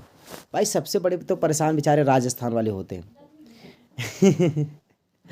राजस्थान में सबसे बड़ी समस्या होती है जल की। भारत में सिंचाई के 3 प्रमुख साधन बताइए। दक्षिण राज्यों में कौन सा सिंचाई का साधन अधिक लोकप्रिय है? देखिए, नलकूप नलकूप जो है, नहरें व तालाब भारत की सिंचाई के 3 प्रमुख साधन हैं। भारत के दक्षिण राज्यों में तालाब की सिंचाई अधिक लोकप्रिय है। अच्छा, भारत के दक्षिण राज्यों में, ध्यान देना, यही बात पूछ रहा, दक्षिण राज्यों में तालाब की सिंचाई से अधिक लोकप्रिय है। आगे करक वर्षा जल संग्रह का क्या अर्थ है? जल के कुशल प्रबंधन को ध्यान में रखे जाने पर किन्हीं 2 बिंदुओं पर उल्लेखित कीजिए। भूमिगत जल की मात्रा बढ़ाने की तकनीकी वर्षा जल के संग्रहण कहलाती है। जल के कुशल प्रबंधन को ध्यान में रखे जाने वाले 2 बिंदुओं के इस प्रकार हैं, जैसे बागानी, वाहन, दोहन आदि कार्यों में पीने योग्य पानी का उपयोग न करना। समुदाय में जल के प्रति जागरूकता को बढ़ाना तथा लोगों के जल संरक्षण के उपाय में परिचित कराना। आगे देखिए, क्वेश्चन नंबर 6 है, जल संसाधन संरक्षण के कोई 2 उपयोग लिखिए। जल एक संसाधन है जिसका हम लोग संरक्षण मतलब उसके रख रखाव, पानी के बचाव के लिए का कहा भैया, जल विभाजन क्षेत्र का विकास, वर्षा जल संरक्षण संभरण मतलब वर्षा के जल को पानी को रोक ले, जलाशय के जौन पानी पोखरा तालाब हो के ओकर क्षमता बढ़ावा, नदियों के जल को एक दूसरे से मिलाइए, भौमिक जल स्तर को ऊपर उठाइए, भूमि के जौन जल का स्तर हो के ऊपर उठावा। नदी घाटी परियोजना के द्वारा पूरित किन्हीं 2 उद्देश्यों के उल्लेख कीजिए। अब नदी घाटी जौन परियोजना है एकरे माध्यम से जौन पूरा कह सकत है, तो बहुत काम कह सकत है नदी घाटी परियोजना के आधार पर, लेकिन मैं कहा 2 बतावा, तो मृदा संरक्षण, बाढ़ नियंत्रण, कृषि के सिंचाई, बहुत से हो गए। भारत में सुंदरता प्राप्ति की बहुउद्देशीय नदी परियोजनाओं के प्रारंभ करने का मुख्य उद्देश्य क्या था? मुख्य उद्देश्य ये था बाढ़ नियंत्रण करना, सिंचाई की व्यवस्था करना, 2 ही काम था, लेकिन बाद में बिजली का उत्पादन, बहुत सारे काम होने लगे। भारत का सबसे ऊंचा बांध कौन सा है? भाखड़ा नागल बांध। ये कहाँ है? ये पंजाब में है। भाखड़ा बांध के पास निर्मित जलाशय को क्या कहते हैं? गोविंद सागर जलाशय। आगे क्वेश्चन, कुछ भौगोलिक क्षेत्रों में शुद्ध बोए गए क्षेत्र का अनुपात किस राज्य में सबसे अधिक है? अरुणाचल प्रदेश में। अरुणाचल प्रदेश में भैया बहुत ज़्यादा है। वह भारतीय राज्य जिसमें कुल भौगोलिक क्षेत्र का शुद्ध बोए गए क्षेत्र का अनुपात सबसे अधिक है पंजाब में। कितना? 84%। भारत का सर्वाधिक गेहूं उत्पादन वाला राज्य कौन? उत्तर प्रदेश, यही है। शुष्क क्षेत्र की 2 प्रमुख फसलों के नाम बताइए, ज्वार और बाजरा। देश में उन 2 राज्यों के नाम बताइए जिनकी गहन कृषि की जाती है, पंजाब, पश्चिम बंगाल। भारत में प्रमुख गेहूं उत्पादन राज्यों के नाम बताइए, पंजाब है, हरियाणा है, उत्तर प्रदेश है। भारत की किन्हीं 2 महत्वपूर्ण पेय पदार्थों के नाम बताइए, चाय और कॉफ़ी। प्रमुख रोपण कृषि फसलों का नाम बताइए, चाय, कहवा, रबड़, नारियल, ये रोपण कृषि की जाती हैं। स्थानांतरित कृषि को झूम खेती के नाम से जाना जाता है। इसको क्या बोलते हैं? मक्का, बाजरा, शुष्क अनाज, सब्जियां। देश में अग्रणी मसाला उत्पादन राज्यों के नाम बताइए, केरल सबसे पहले नंबर, कर्नाटक, तमिलनाडु। देश का प्रमुख मूंगफली उत्पादन सबसे पहले आंध्र प्रदेश, उसके बाद गुजरात। किस पशु को गरीब आदमियों की गाय कहा जाता है? बकरी को। भारत का सबसे बड़ा ज्वार उत्पादन राज्य कौन सा है? महाराष्ट्र। वह फसल जो खाद्य और चारे के लिए समान रूप से उपयोगी है मक्का। भारत की तीन फसल ऋतुओं के नाम बताइए। रबी, खरीफ, जायद। देश में भूदान आंदोलन किसने चलाया? विनोबा भावे। करक वह फसल जिसका अग्रणी उत्पादन और निर्यातक देश का नाम है चाय। भारत का सबसे अधिक चावल उत्पादन वाला देश है राज्य है पश्चिमी बंगाल, उत्तर प्रदेश। भारत की प्रमुख रेशेदार फसलें होती हैं कपास, पटसन, ऊनी, प्राकृतिक रेशम। भाई तेज इसलिए चल रहे हैं जिससे आप लोग कम समय में ज़्यादा से ज़्यादा चीज़ों को जान पाइए। भारत की सबसे महत्वपूर्ण खाद्यान्न फसल कौन सी है? चावल। उत्पादन राज्य पश्चिम बंगाल, असम। खरीफ फसलों की कोई दो उदाहरण बताइए। देखिए, भारतीय उपमहाद्वीप में खरीफ फसल उन फसलों को कहते हैं जो जूलू मतलब जून और जुलाई में बोई जाती है और अक्टूबर के आसपास काटते हैं। जैसे धान हो गया, मक्का हो गया, ज्वार हो गया, बाजरा हो गया, सोयाबीन, उड़दी और मूंगफली, कपास, जूट, खरीफ आदि। आगे देखिएगा, एशिया के उन दो देशों के नाम बताइए जिनकी दो भाषाएं जाति समूहों में संघर्ष है। श्रीलंका और लेबनान। बेल्जियम में कौन सा ऐसा भाषा बोली जाती है? बेल्जियम में 3 भाषा, डच, फ्रेंच और जर्मन। श्रीलंका में कई तमिल को भारतीय तमिल क्यों कहा जाता है? क्योंकि वहाँ पर तमिलों के लिए क्योंकि उपनिवेशवाद शासनकाल में बागानों के काम करने के लिए भारत को लाए गए लोगों को संतान है। सत्ता की साझेदारी का क्या अर्थ है? सत्ता की साझेदारी का अर्थ है कि सरकार के विभिन्न अंगों की बीच शक्ति का विभाजन या विभिन्न स्तरों पर सरकार की शक्तियों का विभाजन। सत्ता का क्षैतिज विभाजन किसे कहते हैं? देखो, सत्ता का क्षैतिज विभाजन का अर्थ होता है कि सरकार के विभिन्न अंगों की विधायिका, कार्यपालिका, न्यायपालिका के बीच में शक्ति का विभाजन सरकार के विभिन्न अंगों के एक ही स्तर पर रखते हुए अपने अपने शक्तियों का प्रयोग करता है। अब देखिए, मेरी बात सुने। अगला थोड़ा से हम लोग इस बात को समझ पाएंगे।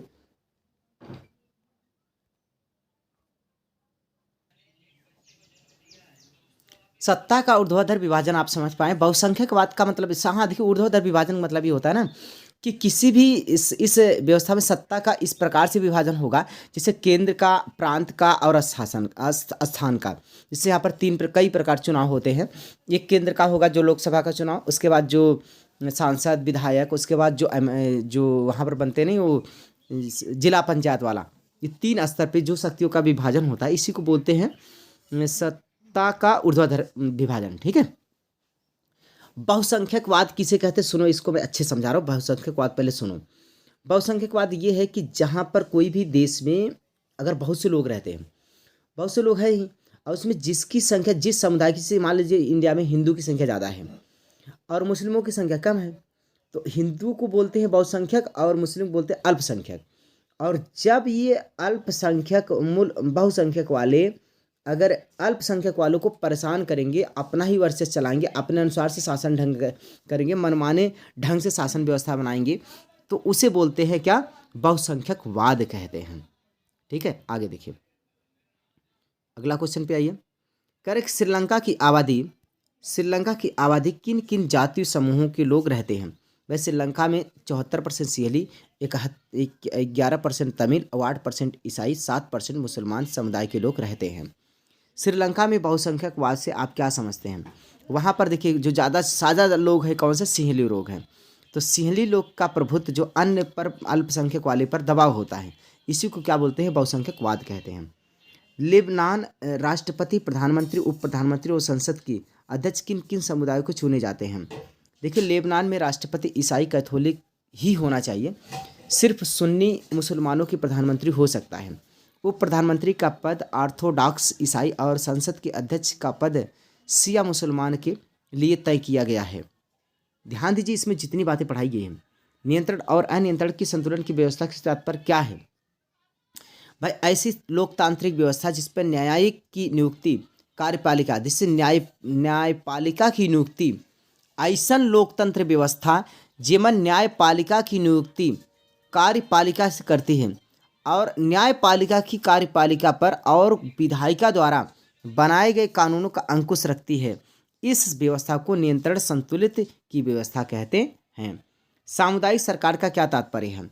सामुदायिक सरकार का मतलब ऐसी सरकार, ऐसा समुदाय चुनी गई जिसमें बेल्जियम, डच, फ्रेंच और जर्मन आदि के समुदाय के लोग चाहे वे जहाँ भी रहते हों उन सरकारों को चुनते हैं। इस सरकार को संस्कृति और शिक्षा और भाषा जैसे मामलों में फैसला लेने का अधिकार है। आगे दिया है गृह युद्ध का तात्पर्य क्या है। देखिए गृह युद्ध का मतलब देश में ही अपने देश के लोग आपस में लड़ाई लड़ते हों तो उसी को गृह युद्ध बोलते हैं। भारत का पड़ोसी देश कौन कौन से देख लीजिए। भारत के पड़ोसी देश के 2 देश का नाम बताना है, बहुत से देश के नाम बता दी सभी लोग। चीन, म्यांमार, पाकिस्तान, बांग्लादेश, अफगानिस्तान, ये हमारे क्या है पड़ोसी देश है। आगे देखिए आगे दिया है भारतीय विदेश नीति कोई 2 सिद्धांत बताइए। पंचशील और गुटनिरपेक्षता। सरकार के विभिन्न अंग एक ही स्तर पर रहते हुए अपनी अपनी शक्तियों का प्रयोग करते हैं। सत्ता का ऊर्ध्वाधर, अभी 36 तो पढ़े थे, ऊर्ध्वाधर की बात क्या होगा। कह रहा है कि इस व्यवस्था को सत्ता विभाजन विभिन्न स्तर, केंद्रीय, प्रांतीय, स्थानीय स्तर के बीच, इसी को बोलते हैं कि बीच किया जाता है। इसी को क्या बोलते हैं, ऊर्ध्वाधर विभाजन। बहुसंख्यकवाद आप लोग समझ पाए। श्रीलंका की आबादी आप लोग समझ। अच्छा ये दोबारा रिपीट हो रहा है, अल्लाह 1 मिनट रुक जाओ। आगे क्वेश्चन, मेयर कौन होता है। नगर निगम के अध्यक्ष को मेयर कहते हैं। ऐसे 2 शहरों के नाम बताइए जिनके नगर निगम की स्थापना की गई है, दिल्ली और मुंबई। सरपंच कौन होता है। ग्राम पंचायत के अध्यक्ष को सरपंच कहा जाता है। साथ आकर बना संघ किसे कहते हैं। साथ आकर गठित संघ उस संघ को कहते हैं जब स्वतंत्र राज्यों के साथ लाकर एक बड़ी इकाई का गठन किया जाता है, जैसे अमेरिका और स्विट्जरलैंड इस प्रकार के संघ हैं। अवशेष शक्तियों से आप क्या समझते हैं। अवशेष शक्तियाँ के विषय वे विषय हैं जिन्हें शक्तियों को विभाजन करने के लिए 3 सूची, संघीय, राज्य सूची और समवर्ती सूची में से किसी सूची में भी शामिल नहीं किया गया। भारतीय संविधान द्वारा कितने भाषाओं को मान्यता प्राप्त की गई। 22 भाषाओं को मान्यता प्राप्त की गई। आगे दिया है भारत की वर्तमान पंचायती राज व्यवस्था किस संवैधानिक संशोधन पर आधारित है। यह 73वें संवैधानिक संशोधन पर आधारित है। संघ और संघवाद क्या है। संघ और संघवाद क्या है। संघवाद एक ऐसी शासन व्यवस्था है जिसमें शासन की शक्तियों का केंद्रीय सरकार तथा प्रांतीय सरकार के बीच बंटवारा कर दिया जाता है। देखो संघवाद, संघ और संघवाद क्या है भाई। संघवाद एक ऐसी शासन व्यवस्था है जिसमें शासन के शक्तियों केंद्र और प्रांत के बीच बंटवारा कर दिया जाए। मतलब केंद्र की शक्ति और राज्य को शक्तियों को बंटवारा कर दिया, केंद्र के अलग दे दिया और राज्य के अलग दे दिया। एक संघवाद कहते हैं, नहीं संघ कहते हैं। एकात्मक सरकार किसे कहते हैं। एकात्मक सरकार ऐसी सरकार को कहते हैं जिसमें शासन की समस्त शक्तियां केंद्रीय सरकार के हाथ में होती हैं, उसे एकात्मक शासन। देखा अगर कुल शक्ति अगर केंद्र सरकार को मिल जाए तो एकात्मक सरकार कहते हैं। भारतीय संघ में कितने राज्य और कितने संघीय क्षेत्र हैं। तो वर्तमान स्थिति में 28 राज्य हैं और 8 संघ द्वारा प्रशासित क्षेत्र हैं। अधिकार क्षेत्र से क्या तात्पर्य है। ऐसा दायरा जिस पर किसी का संवैधानिक अधिकार हो, उसे दायरा भौगोलिक सीमा के अंतर्गत परिभाषित होता है, उसे क्या बोलते हैं, उस विषय में रखा जाता है। आगे देखिएगा, आगे हम लोग बात करेंगे संघ सूची, राज्य सूची और समवर्ती सूची के अंतर्गत विषयों का कुछ उदाहरण बताइए। देखिए संघ सूची में कौन कौन आएगा। रेलवे, संचार, बैंकिंग, मुद्रा, रक्षा, विदेशी मामले, ये संघ सूची में। राज्य सूची में पुलिस, कृषि, सिंचाई, व्यापार, वाणिज्य। समवर्ती सूची में शिक्षा, वन, मजदूर, संघ, विवाह, गोद लेना, ये उत्तराधिकार, ये समवर्ती सूची में आएगा। भारत में विकेंद्रीकरण के पीछे बुनियादी सोच क्या है। विकेंद्रीकरण का मतलब होता है कि शक्ति का संतुलन बना रहे, केंद्र सरकार निरंकुश न हो, अपने मुद्दे समस्याओं को निपटारा स्थानीय स्तर पर बढ़िया ढंग से हो सके। आगे हम लोग बात करेंगे रिक्त स्थानों को भरे। चूँकि अमेरिका स्वतंत्र राष्ट्रों के साथ आकर संघ बनाने की तरह का संघ इस प्रकार के वहाँ इकाइयों के समान अधिकार है। संघीय सरकारें बुलाने पर प्रांत अधिक शक्तिशाली हैं, लेकिन भारत की संघीय प्रणाली आंतरिक विविधता को ध्यान में रखते हुए बनाए रखे गए संघ की है। जहाँ तक राज्यों के औरों की ज़्यादा शक्तियाँ प्राप्त की गई हैं। गठबंधन क्या होता है? दो पार्टियां मिलकर के कोई सरकार बनाते हैं, उसे गठबंधन कहते हैं। आगे हम लोग बोलेंगे सत्ता का विकेंद्रीकरण। सत्ता का विकेंद्रीकरण किसे कहते हैं? सत्ता का विकेंद्रीकरण का मतलब होता है जब केंद्र और राज्य की शक्तियों को लेकर स्थानीय सरकारों को दी जाती है तो उसे सत्ता का विकेंद्रीकरण कहते हैं। मतलब सत्ता का बंटवारा, सत्ता का विकेंद्रीकरण कहलाता है। यह सत्ता का बंटवारा, ताकत का जो बंटवारा हो जाए वही क्या बोलते हैं? विकेंद्रीकरण कहते हैं। जब केंद्र और राज्य सरकार से शक्तियां लेकर स्थानीय सरकार को दी जाती है तो उसे सत्ता विकेंद्रीकरण कहते हैं। एक ऐसे बड़े देश का नाम लिखिए जिसमें संघवाद स्थापित है। चीन एक ऐसा देश है जहां संघवाद स्थापित नहीं है। विश्व में कितने देशों में संघवाद है? 25 देशों में संघवाद है, जहां जनसंख्या विश्व की जनसंख्या का 40% है। बेल्जियम में किस प्रकार की सरकार है? संघीय सरकार है। भारत में कौन सी भाषा राजभाषा का दर्जा किया गया? हिंदी भाषा को। संविधान का रखवाला किसे कहते हैं? उच्चतम न्यायालय को। भारत में गठबंधन सरकार का आरंभ कब हुआ था? भारत में गठबंधन सरकार का आरंभ 1990 में हुआ था। भारत में अंग्रेजी कितने लोगों को मातृभाषा है? भारत में 0.2% लोग अंग्रेजी मातृभाषा है। समवर्ती सूची में 4 विषय का उल्लेख कीजिए। समवर्ती सूची में 4 विषय इस प्रकार है: शिक्षा, वन, मजदूर संघ, विवाह। अगला है अमेरिकी समाज के 2 सामाजिक विभाजन कौन से हैं? अमेरिकी समाज के 2 सामाजिक विभाजन है: अश्वेत अमेरिका समाज, अश्वेत श्वेत अमेरिकी समाज। भारत में सामाजिक विभाजन का क्या आधार है? भारत में सामाजिक विभाजन का आधार भिन्नता और सांस्कृतिक भिन्नता है। आगे लिखा है टॉमी स्मिथ और जॉन कॉर्लिस में 2 समानताएं लिखिए। भाई दोनों एल्फो अमेरिका थे। दोनों कैसे? एफ्रो अमेरिका थे। दोनों ने मैक्सिको ओलंपिक के क्रमशः स्वर्ण और कांस्य पदक जीते हुए थे। कौन भैया? टॉमी स्मिथ और जॉन कार्लोस।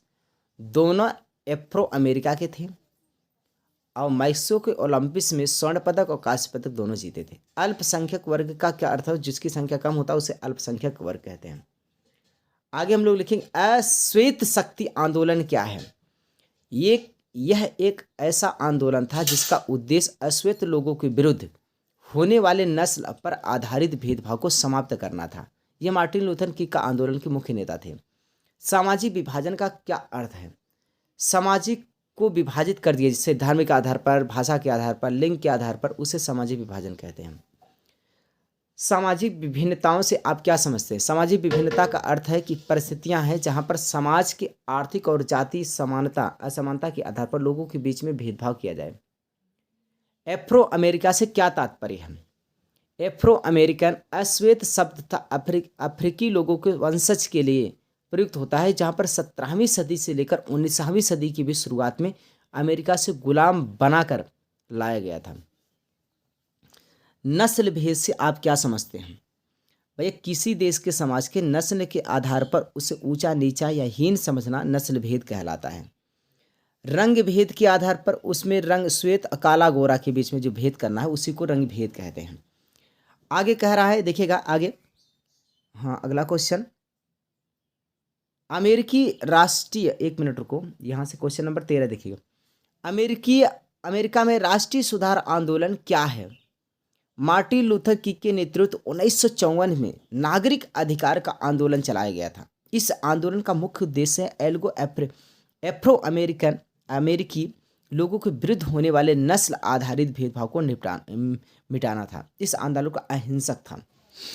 धर्मनिरपेक्ष राज्य किसे कहते हैं?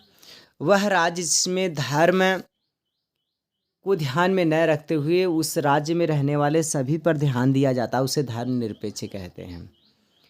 एक राज्य में किसी धार्मिक विशेष पर आधारित नहीं है, उसमें धर्म के आधार पर राजनीतिक नागरिकों के बीच कोई प्रकार का भेदभाव नहीं किया जाएगा, उसे धर्मनिरपेक्ष कहते हैं। पारिवारिक कानून से आप क्या समझते हैं? देखिए विवाह, तलाक, गोद लेना, और उत्तराधिकारी जैसे जुड़े मामले से संबंधित कानून को पारिवारिक कानून कहते हैं। हमारे देश में सभी धर्मों के पारिवारिक कानून अलग अलग होता है।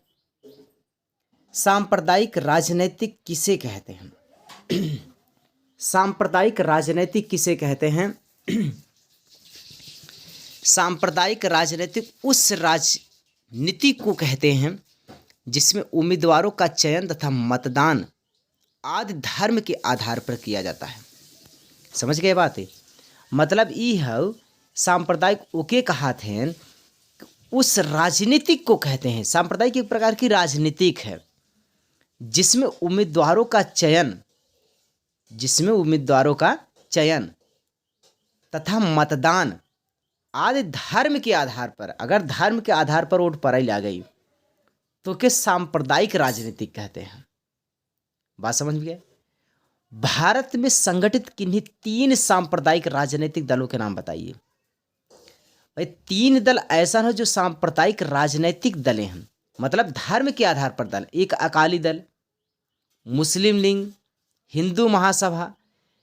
भारत में 3 जो है सांप्रदायिक राजनीतिक दलें हैं जो धर्म के आधार पर है।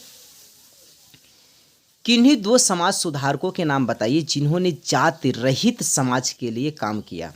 ज्योतिबाई फूले, पेरियर रामास्वामी। पितृतंत्रात्मक समाज का कार्य का क्या अर्थ है? एक ऐसा समाज जिसमें पिता और पुरुष को महिलाओं की तुलना में अधिक महत्व दिया, उसे पितृतंत्रात्मक समाज कहलाता है। सन 2011 में हुई जनगणना के अनुसार भारत में लिंग का अनुपात कितना था? उसमें इतने 1000 पुरुष पर 943 महिला थी। सांप्रदायिक लोकतंत्र के लिए घातक है। 2 कारण बताइए। सांप्रदायिकता की समस्या तब उत्पन्न होती है जब लोग धर्म को राष्ट्र का आधार मान लेते हैं। भाई एक समस्या है जब लोग धर्म को अपने राष्ट्र का आधार मान लेते हैं, और समस्या तब और विकराल हो जाती है जब कोई राजनीतिक धर्म की अभिव्यक्ति में एक समुदाय के विशिष्ट दावे को पक्ष पोषण के रूप में लेने लगती है। मतलब कि समस्या और विकराल हो चला जाए कि जब राजनीतिक में धर्म की अभिव्यक्ति एवं समुदाय की विशेषता से पक्ष पोषण का रूप लेने लगती है। मतलब पक्ष के आधार पर हम तुम्हारा पालन पोषण करेंगे, पक्ष के आधार पर हम तुम्हारी मदद करेंगे, तब और ये विकराल रूप धारण करने लगता है। इसके अनुयायी दूसरे को धर्मावलंबी के विरुद्ध मोर्चा खोलते हैं। इसके जो अनुयायी होते हैं वह दूसरे धर्म के लोगों के बीच जो विरुद्ध में मोर्चा खोलने लगते हैं। इससे 2 कारण इस प्रकार है। लोकतंत्र में जब एक धर्म के लोग दूसरे धर्म के अनुयायियों को दबाने का प्रयास करते हैं, एक तो ये होगा। दूसरा, धार्मिक वैनस्प को बढ़ावा देने की प्रवृत्तियां का श्रेय आता है। आगे देखिए, केरल में अन्य राज्यों की तुलना में शिशु मृत्यु दर कम क्यों है? केरल में भारत के अन्य राज्यों की तुलना में शिशु मृत्यु दर इसलिए कम है क्योंकि भारत का सर्वाधिक साक्षर राज्य है। साक्षरता दर के आधार पर अगर देखा जाता है तो शिक्षित लोगों की संख्या सबसे अधिक कहाँ है? केरल में है। तो शिक्षित लोग स्वास्थ्य के प्रति अधिक जागरूक होते हैं। वहाँ के लोग इतने जागरूक हैं, वो जागरूकता के आधार पर उसकी शिशु मृत्यु दर क्या होती है? कम हो गई। अगला क्वेश्चन है कि लोकतंत्र की जातिवाद घातक। अरे भाई वो तो भाई यार इसमें कौन शक है?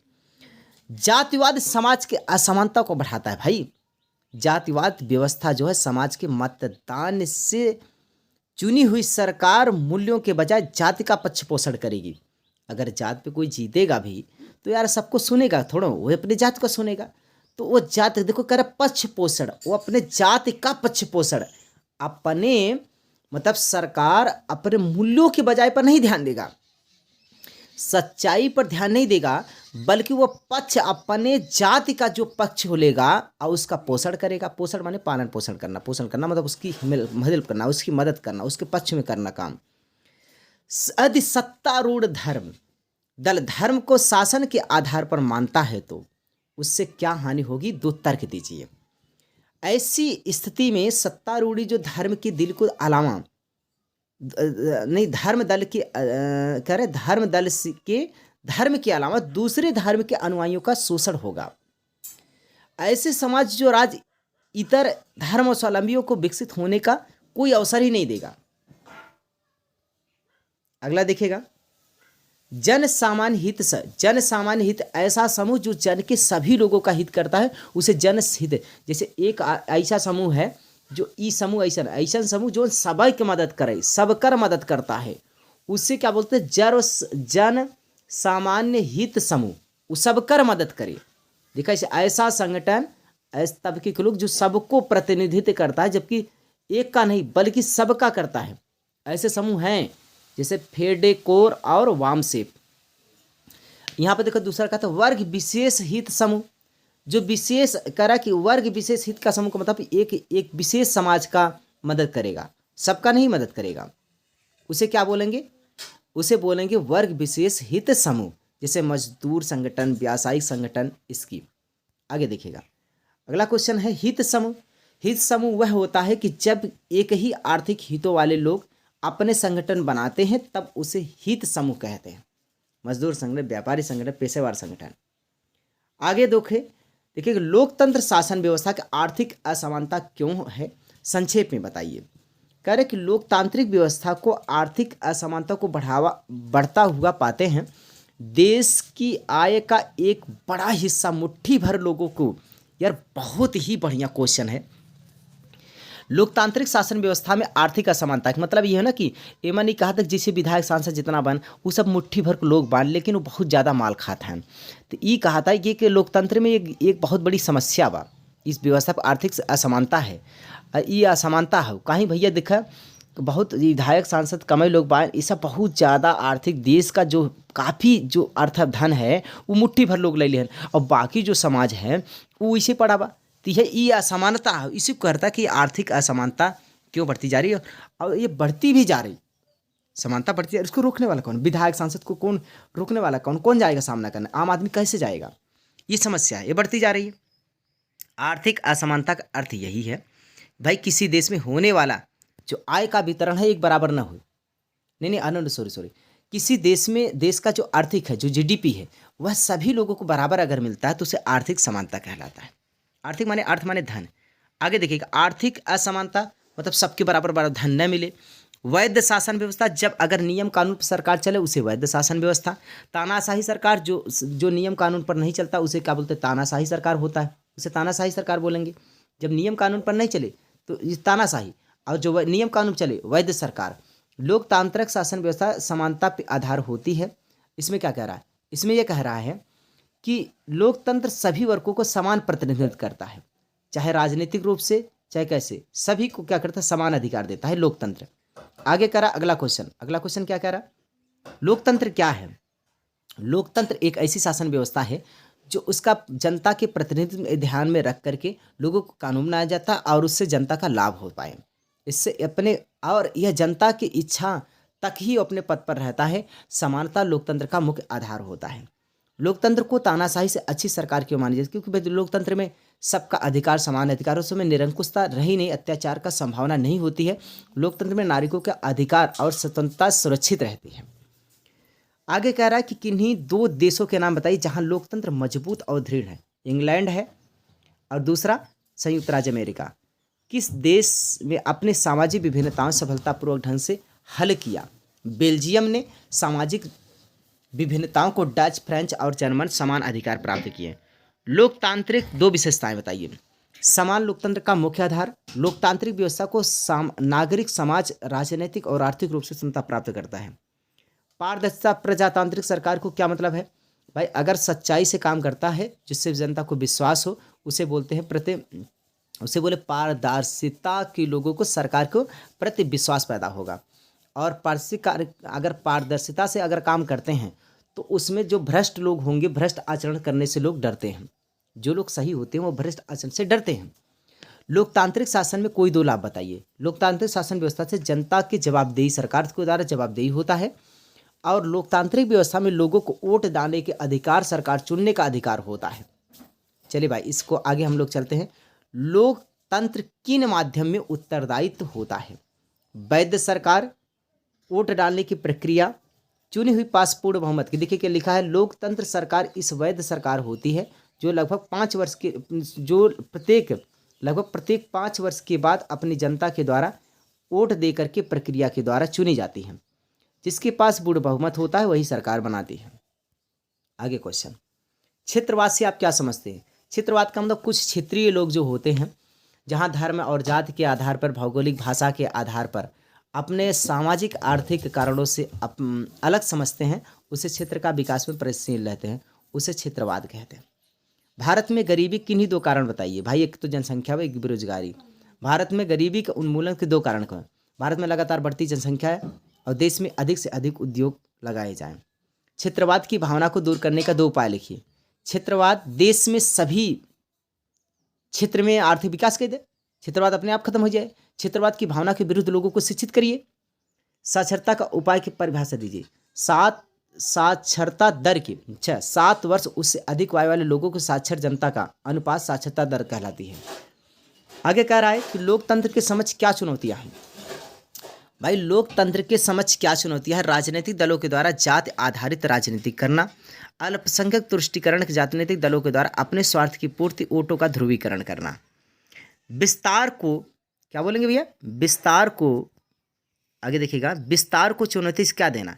विस्तार चुनौती से अभिप्राय है लोकतांत्रिक शासन में बुनियादी सिद्धांतों के राष्ट्र के सभी क्षेत्र, सभी सामाजिक समूह, विभिन्न संस्थाओं में लागू करना। लोकतांत्रिक सुधार शब्द की परिभाषा दीजिए।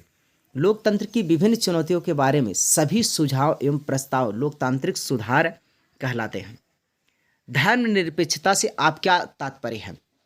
राज्य का अपना कोई धर्म नहीं होता तथा राज्य में रहने वाले व्यक्ति स्वेच्छा से कोई भी धर्म अपना सकें तथा राज्य धर्म के आधार पर नागरिकों की भेदभाव न हो, तो ऐसे स्थिर धर्मनिरपेक्ष कहलाता है। लोकतांत्रिक व्यवस्था क्या है? लोकतांत्रिक व्यवस्था क्या है? यह एक ऐसी व्यवस्था जिससे केंद्र के लोग अथवा लोग के बनाई गई सरकार जो लोग के हित में काम करती है और लोगों की इच्छा तक ही रहती है, उसे लोकतांत्रिक व्यवस्था कहते हैं। निरक्षरता क्या है? जो लोग पढ़ा लिखे निरक्षरता कहते हैं। सांप्रदायिकता क्या होता है? सांप्रदायिकता का मतलब ये हो गया कि जब भाई विशेष धर्म और विचार का प्रचार करना और इस विचार के साथ समाज में धार्मिक आधार पर बांटना सांप्रदायिक है। मतलब कुल मिलाकर धर्म के आधार पर काम करे लगा और कोनो धर्म के आधार पर समाज के बांटे लगा, वह सांप्रदायिकता है। आप कैसे कह सकते हैं लोकतंत्र एक प्रकार की सरकारों को अलग करता है? सभी में समान अवसर, सर्वोच्च जनता का सर्वोच्च होता है। भारतीय लोकतंत्र के समक्ष आने वाली 2 चुनौतियों को बताइए। देखिए, राजनीतिक दलों के जाति के आधार पर राजनीति करना, अल्पसंख्यक तुष्टीकरण कर राजनीतिक दलों को अपने ही स्वार्थ की पूर्ति के लिए वोटों का ध्रुवीकरण करना। ये दोबारा आ गया। निलंबन उपस्थिति से क्या तात्पर्य है? निलंबन उपस्थिति से क्या तात्पर्य है? इस बात को भाई याद करना। निलंबन तात्पर्य से हम लोग ये बात करेंगे 6 से लेकर 10 वर्ष की आयु के स्कूल जाने वाले कुल बच्चों का उस वायु वर्ग के कुल बच्चों के साथ प्रतिशत निबल अनुपात कहलाता है। ध्यान से पढ़ेंगे, समझ में आ जाएगी, बातें सब क्लियर हो। बहुत आसान शब्दों में आसान तरीके से हम लोग इस बातों को डिस्कस करेंगे। क्या लिखा है? मानव विकास सूचकांक से क्या मतलब है? बहुत बढ़िया है भैया। संयुक्त राष्ट्र संघ द्वारा रखा गया एक ऐसा मापदंड है। देखिए, मापदंड किसने रखा? संयुक्त राष्ट्र संघ ने रखा है। किसका? मानव विकास सूचकांक का। कह रहा है कि विश्व के विभिन्न देशों का समाज तथा आर्थिक उपलब्धियों के आधार पर स्थान निर्धारित किया जाता है। उसी को बोलते हैं मानव विकास सूचकांक। शिशु मृत्यु दर आप क्या समझते हैं? 1000 लड़कियां जियन उमन कितना लड़कियां मरन ओकर कितना 1000 लड़कियां जियत जोन भान उमन कई लड़कियां मर गयन, पैदा भन मर गयन, जैसे पैदा मजे भान 1000 जियन कुछ मरियन, तो जौन मर गयन वही 1000 के प्रति जौन होए वही बोले शिशु मृत्यु दर कहते हैं। तो वह कहता है प्रत्येक 1000 जीवित बच्चों में से प्रत्येक 1 वर्ष में आयु से पहले 1 वर्ष का आयु तक हो से पहले जो प्राप्त बच्चों का अनुपात है मृत्यु शिशु दर कहलाती है। एक देश के लोगों के द्वारा 3 इच्छा सामाजिक उद्देश्य को बताइए। सामान्य व्यवहार, सामाजिक शांति और सुरक्षा, दूसरे लोगों के साथ समान व्यवहार। प्रति व्यक्ति आय से आप क्या तात्पर्य है? एक देश में सामान्य निवासियों के द्वारा अर्जित आय को प्रति व्यक्ति का आय कहलाता है। आगे हम लोग आगे का धारणीय विकास का क्या तात्पर्य है? देश में आर्थिक विकास हो तो लेकिन पर्यावरण की किसी प्रकार की क्षति न हो तो उसे बोलते हैं, आने वाले जो भी पीढ़ी होगी वो अच्छे से विकास करे तो उसे बोलते हैं का धारणीय विकास। धारणीय विकास कहते हैं। मतलब ये हो देश का आर्थिक विकास होए लेकिन पर्यावरण में किसी प्रकार का क्षति न होए, न पहुँचे, और आगे क्या कहता, और न ही आगे आने वाले पीढ़ी किसी प्रकार के ऐसा संकट में आवे। अगर ऐसा बात होता तब ओके अब विकास हो तो के बोलते धारणीय विकास कहते हैं। धारणीय विकास का मतलब ये है भविष्य में ध्यान रखते हुए, भविष्य के अगले पीढ़ी तक का ध्यान में रखते हुए देश का विकास हो, पर्यावरण का भी ध्यान रखा जाए तो उसे क्या बोलेंगे हम लोग? धारणीय विकास कहते हैं। आर्थिक विकास का मतलब ये होता है, आर्थिक विकास वह परिस्थिति है जिसमें कोई देश अर्थव्यवस्था को क्षेत्र में इतना प्रगति करे कि उसकी जनसंख्या की वृद्धि की दर से अधिक हो। भाई आर्थिक विकास ये कहलाता कि कौनो देश में विकास का आर्थिक विकास इतना हो जाए कि ओकर अर्थव्यवस्था इतना अच्छा मजबूत हो जाए, इतना प्रगति की जाए कि जितना ओकर जनसंख्या वृद्धि होता उससे कहीं ज़्यादा ओकर अर्थव्यवस्था की प्रगति हो, ओके आर्थिक विकास कहते हैं। केरल में एक ऐसा राज्य है, राज्यों की तुलना में मृत्यु शिशु दर सबसे कम होती है। क्यों? क्योंकि वहाँ साक्षर लोग ज़्यादा हैं। ये पहले हो चुका है, औसत आय हो चुका है। निजी क्षेत्र जो होता है, जो सरकारी प्राइवेट होता है, उसी को निजी क्षेत्र कहते हैं। सकल घरेलू उत्पाद से मतलब क्या समझते हैं? सकल घरेलू उत्पाद का मतलब ये होता है कि एक अर्थव्यवस्था का एक ऐसा लेखा जोखा है जो प्रत्येक क्षेत्र में एक साल में, प्रत्येक क्षेत्र में एक लेखांकन, एक वर्ष में प्रत्येक क्षेत्र में जितना पैदा करें, जितना उत्पादित अंतिम वस्तुओं का, सेवाओं का मूल्य जितना हो, कुल जोड़ दे वही सकल घरेलू उत्पाद होगी। संगठित क्षेत्र से मतलब क्या तात्पर्य है? बहुत अच्छा है। क्या कर संगठित क्षेत्र सरकार द्वारा पंजीकृत होता है तथा उससे काम करने वाले रोजगार को नियमित होते हैं और ये सरकारी नियमों का पालन करना पड़ता है। इसकी औपचारिक प्रतिक्रियाएं, कार्यविधियों होती हैं। इसे संगठित क्षेत्र कहलाता है। द्वितीयक क्षेत्र किसे कहते हैं? देखा, प्राथमिक क्षेत्र, द्वितीयक क्षेत्र, तृतीयक क्षेत्र आएगा। सबसे अधिक रोजगार प्राथमिक क्षेत्र देता है। इसके अंतर्गत प्राथमिक उत्पादों को, उद्योगों को निर्मित करके उद्योग के लायक बनाया जाए, उसे द्वितीयक क्षेत्र कहते हैं। क्या? इसके अंतर्गत प्राकृतिक उत्पाद जौन है गई, जौन प्राकृतिक उत्पाद जौन प्रकृति के द्वारा जौन प्राप्त भाई बा, उद्योग से निर्मित जो प्राकृतिक उत्पाद है उसके उद्योग में निर्मित करके उपयोग में लाने लायक बना दीजिए, उसे द्वितीयक क्या बोलते हैं? उसी को हम लोग बोलेंगे द्वितीयक क्षेत्र कहलाता है। क्षेत्र का पर आर्थिक गतिविधियों, महत्वपूर्ण मापदंडों के आधार पर समूहों का वर्गीकृत करना क्षेत्र कहलाता है। तृतीयक क्षेत्र का है, यह क्षेत्र किसी वस्तु को उत्पादित नहीं करता बल्कि सेवाओं का उत्पादन करता है। ये क्रियाएं प्राथमिक द्वितीयक क्षेत्रों के विकास में मदद करता है, जैसे वकील, डॉक्टर, शिक्षक, परिवहन आदि ये सब है। आगे देखिए, मौसम बेरोजगारी। मौसम के आधार पर अगर बेरोजगारी आ जाए तो मौसम बेरोजगारी सार्वजनिक क्षेत्र में हो चुका है। आगे ये हो चुका है, ये क्वेश्चन हो चुका है। संरचना नरेगा, हाँ नरेगा किसे कहते हैं? राष्ट्रीय राज्य रोजगारी गारंटी एक्ट को क्या बोलते हैं? नरेगा बोलते हैं। राष्ट्रीय ग्रामीण रोजगार गारंटी एक्ट को ही नरेगा कहते हैं। तृतीयक क्षेत्र दोनों का रखवाली करता है, फर्स्ट और थर्ड। इसमें बैंकिंग, बीमा, परिवहन आता है। निजी क्षेत्र प्राइवेट को बोलते हैं। असंगठित क्षेत्र कौन सा होता है? अल्प रोजगार, जहाँ पर रोजगार नहीं हो। तृतीयक हम लोग पढ़ चुके। चतुर्थ शीर्ष में IT आता है, मतलब सूचना एवं प्रौद्योगिकी संस्थान को चतुर्थ क्रियात्मक कहते हैं। आगे देखिए, अल्प बेरोजगारी आ चुका है, हम लोग देख चुके हैं। अगले पार्ट को अगला स्टेप क्या है? अर्थव्यवस्था को संगठित क्षेत्र के रोजगार की 2 विशेषता बताइए। न्यूनतम मजदूरी की गारंटी दो, ग्रेजुएट भुगतान के अधिनियम शर्तों को क्रियान्वित करो, अर्थव्यवस्था को असंगठित क्षेत्र में श्रमिकों को कोई दो समस्याओं को लिखिए। दो समस्या, पहली समस्या ये है असंगठित क्षेत्र में श्रमिकों की आय संगठित क्षेत्र के श्रमिकों से कम होती है। असंगठित क्षेत्र में रोजगार की गारंटी न होने के कारण रोजगार के रूप में अस्थायी होता है। अगला देखिएगा वैश्वीकरण के बारे में बात करेंगे। वैश्वीकरण को बढ़ावा देने वाले कारकों के नाम बताइए। भाई वैश्वीकरण को बढ़ावा देने वाले कारक जैसे बहुउद्देशीय कंपनियां, उच्च प्रौद्योगिकी, यातायात के विकसित, विश्वव्यापक संगठन, सूचना प्रौद्योगिकी आदि प्रमुख हैं। बहुउद्देशीय कंपनियों ने किन क्षेत्रों में सबसे ज्यादा निवेश किया? बहुउद्देशीय कंपनियां उसे कहते हैं जो बहुत से उद्देश्यों को पूर्ति करते हैं। बहुउद्देशीय कंपनियों में शहरी इलाकों में उद्योग जैसे सेल फोन, मोटर गाड़ियां, इलेक्ट्रॉनिक उत्पादों, ठंडे पेय पदार्थ, जंक खाद्य पदार्थ, बैंकिंग क्षेत्र में ज़्यादा निवेश करते हैं। भारत में कौन कौन सी कंपनियां बहुउद्देशीय कंपनियां हैं?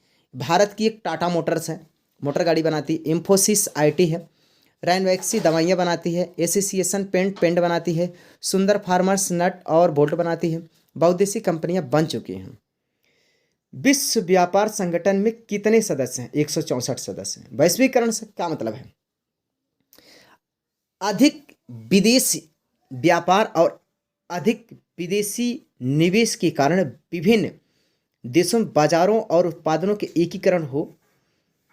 विभिन्न देशों के बीच परस्पर संबंध तीव्र एकीकरण की प्रक्रियाएं वैश्वीकरण कहलाता है।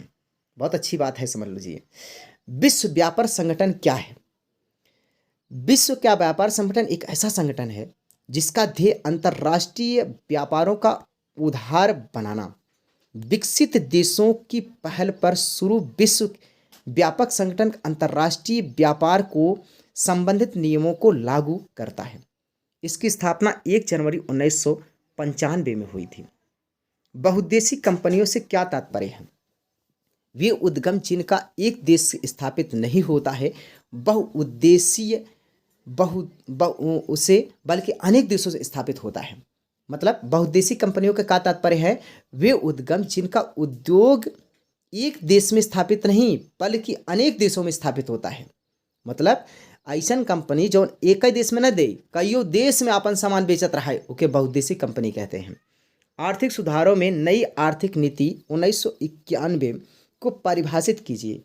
आर्थिक सुधारों की नई आर्थिक नीति को भारत सरकार द्वारा जुलाई 1931 में अपनाई गई आर्थिक नीति के रूप में परिभाषित किया गया।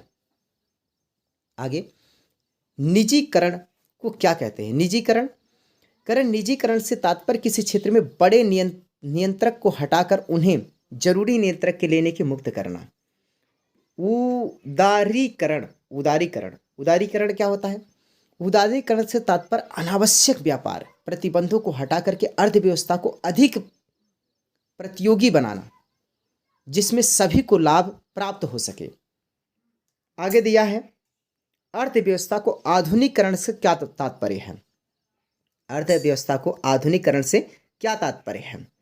अर्थव्यवस्था को आधुनिकीकरण का तात्पर्य है विभिन्न विदेशी तकनीकों का उपयोग करके उत्पादन करने से है। वैश्वीकरण का लाभ अधिक लोगों को हो, उसके लिए सरकार के क्या कदम उठा सकती है? भाई वैश्वीकरण का लोगों को लाभ ज़्यादा हो, इसके लिए श्रम नियमों का ठीक से पालन हो, अपने निष्पादन को सुधारने के छोटे उत्पादन में सहायता करें। अगला है, विदेशी व्यापार का मुख्य कार्य क्या है? विदेशी व्यापार किसी भी देश का उन्नति का मूल आधार है। यह पारस्परिक सहयोग में वृद्धि करता है। संकटकालीन स्थिति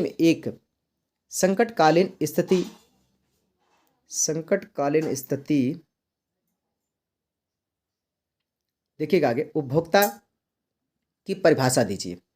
अगला क्या होगा? उपभोक्ता की परिभाषा दीजिए।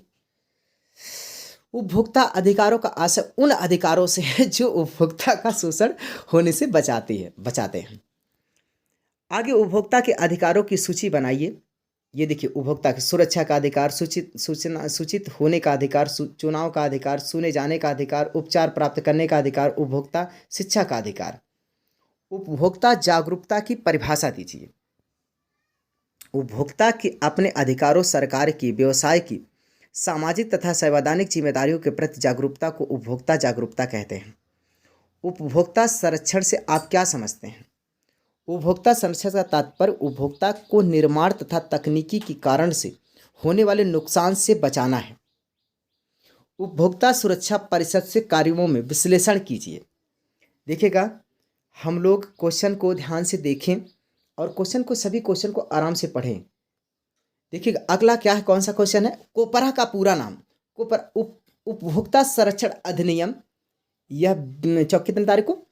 24 दिसंबर 1986 को पारित किया गया था। ये कौन सा?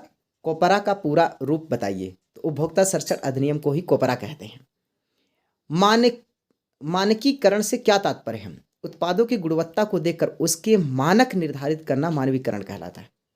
राष्ट्रीय उपभोक्ता दिवस कब और क्यों मनाया जाता है? 24 दिसंबर भारत के राष्ट्रीय उपभोक्ता दिवस के रूप में मनाया जाता है। 1986 ईस्वी में इस दिन भारतीय संसद के उपभोक्ता संरक्षण अधिनियम पारित किया गया था। ISI किन वस्तुओं के लिए प्रमाणित चिन्ह है? यह इलेक्ट्रॉनिक सामान के लिए है। उपभोक्ता आंदोलन की शुरुआत किन कारणों से हुई है? उपभोक्ता कह रहा कि विक्रेताओं के उत्पादन द्वारा विभिन्न तरीकों से शोषण, उपभोक्ता अधिक कीमत पर वसूलत की मिलावट करना, कम मापतौल करना, असली के स्थान पर नकली वस्तुओं को देना, ये कारण उपभोक्ता आंदोलन की शुरुआत की गई। एक मार्क किन वस्तुओं के लिए प्रमाणित की चिन्ह है? ये खाद्य पदार्थों पर सूचना देने का अधिकार 2005 में लागू किया गया था। कोपरा कानून जो लागू किया गया 24, अभी पिछले क्वेश्चन में हम लोग देख पाए। आइए, किस देश में सबसे अधिक उपभोक्ता आंदोलन का प्रारंभ हुआ? तो इंग्लैंड में। उपभोक्ता इंटरनेशनल क्या है? उपभोक्ता इंटरनेशनल विश्व भर में उपभोक्ता समूह के लिए सदस्यता संगठन हुआ। 1 अप्रैल 1960 को स्थापित करके संगठन को 120 देशों में 250 से अधिक संगठन बनाए गए। उपभोक्ता के शोषण रोकने के लिए किन्हीं 2 उपायों का सुझाव। खरीदे गए सामान को कैश में अवश्य लेना चाहिए। शोषण के खिलाफ उपभोक्ता फोरम की शिकायत दर्ज कर हर्जाना प्राप्त कर सकते हैं। चलिए, आज इसके साथ ही ये पूरा ख़त्म होता है। इस वीडियो को आप लोग दोबारा देखिएगा और इसे 1.5 पे मोड करके देखिएगा, जिससे कि आपको सारी चीज़ें क्लियर हो और आसानी से सब कुछ समझ में भी आए। तो कोई दिक्कत नहीं है और मैं उम्मीद कर रहा हूँ ये बातें आपको समझ में आई होगी। पढ़ते रहिए, खुश रहिए। जो बच्चे नए हो चैनल को सब्सक्राइब करके बेल आइकन जरूर दबा लीजिए। Thank you dear. मिलते हैं फिर किसी दूसरे वीडियो में।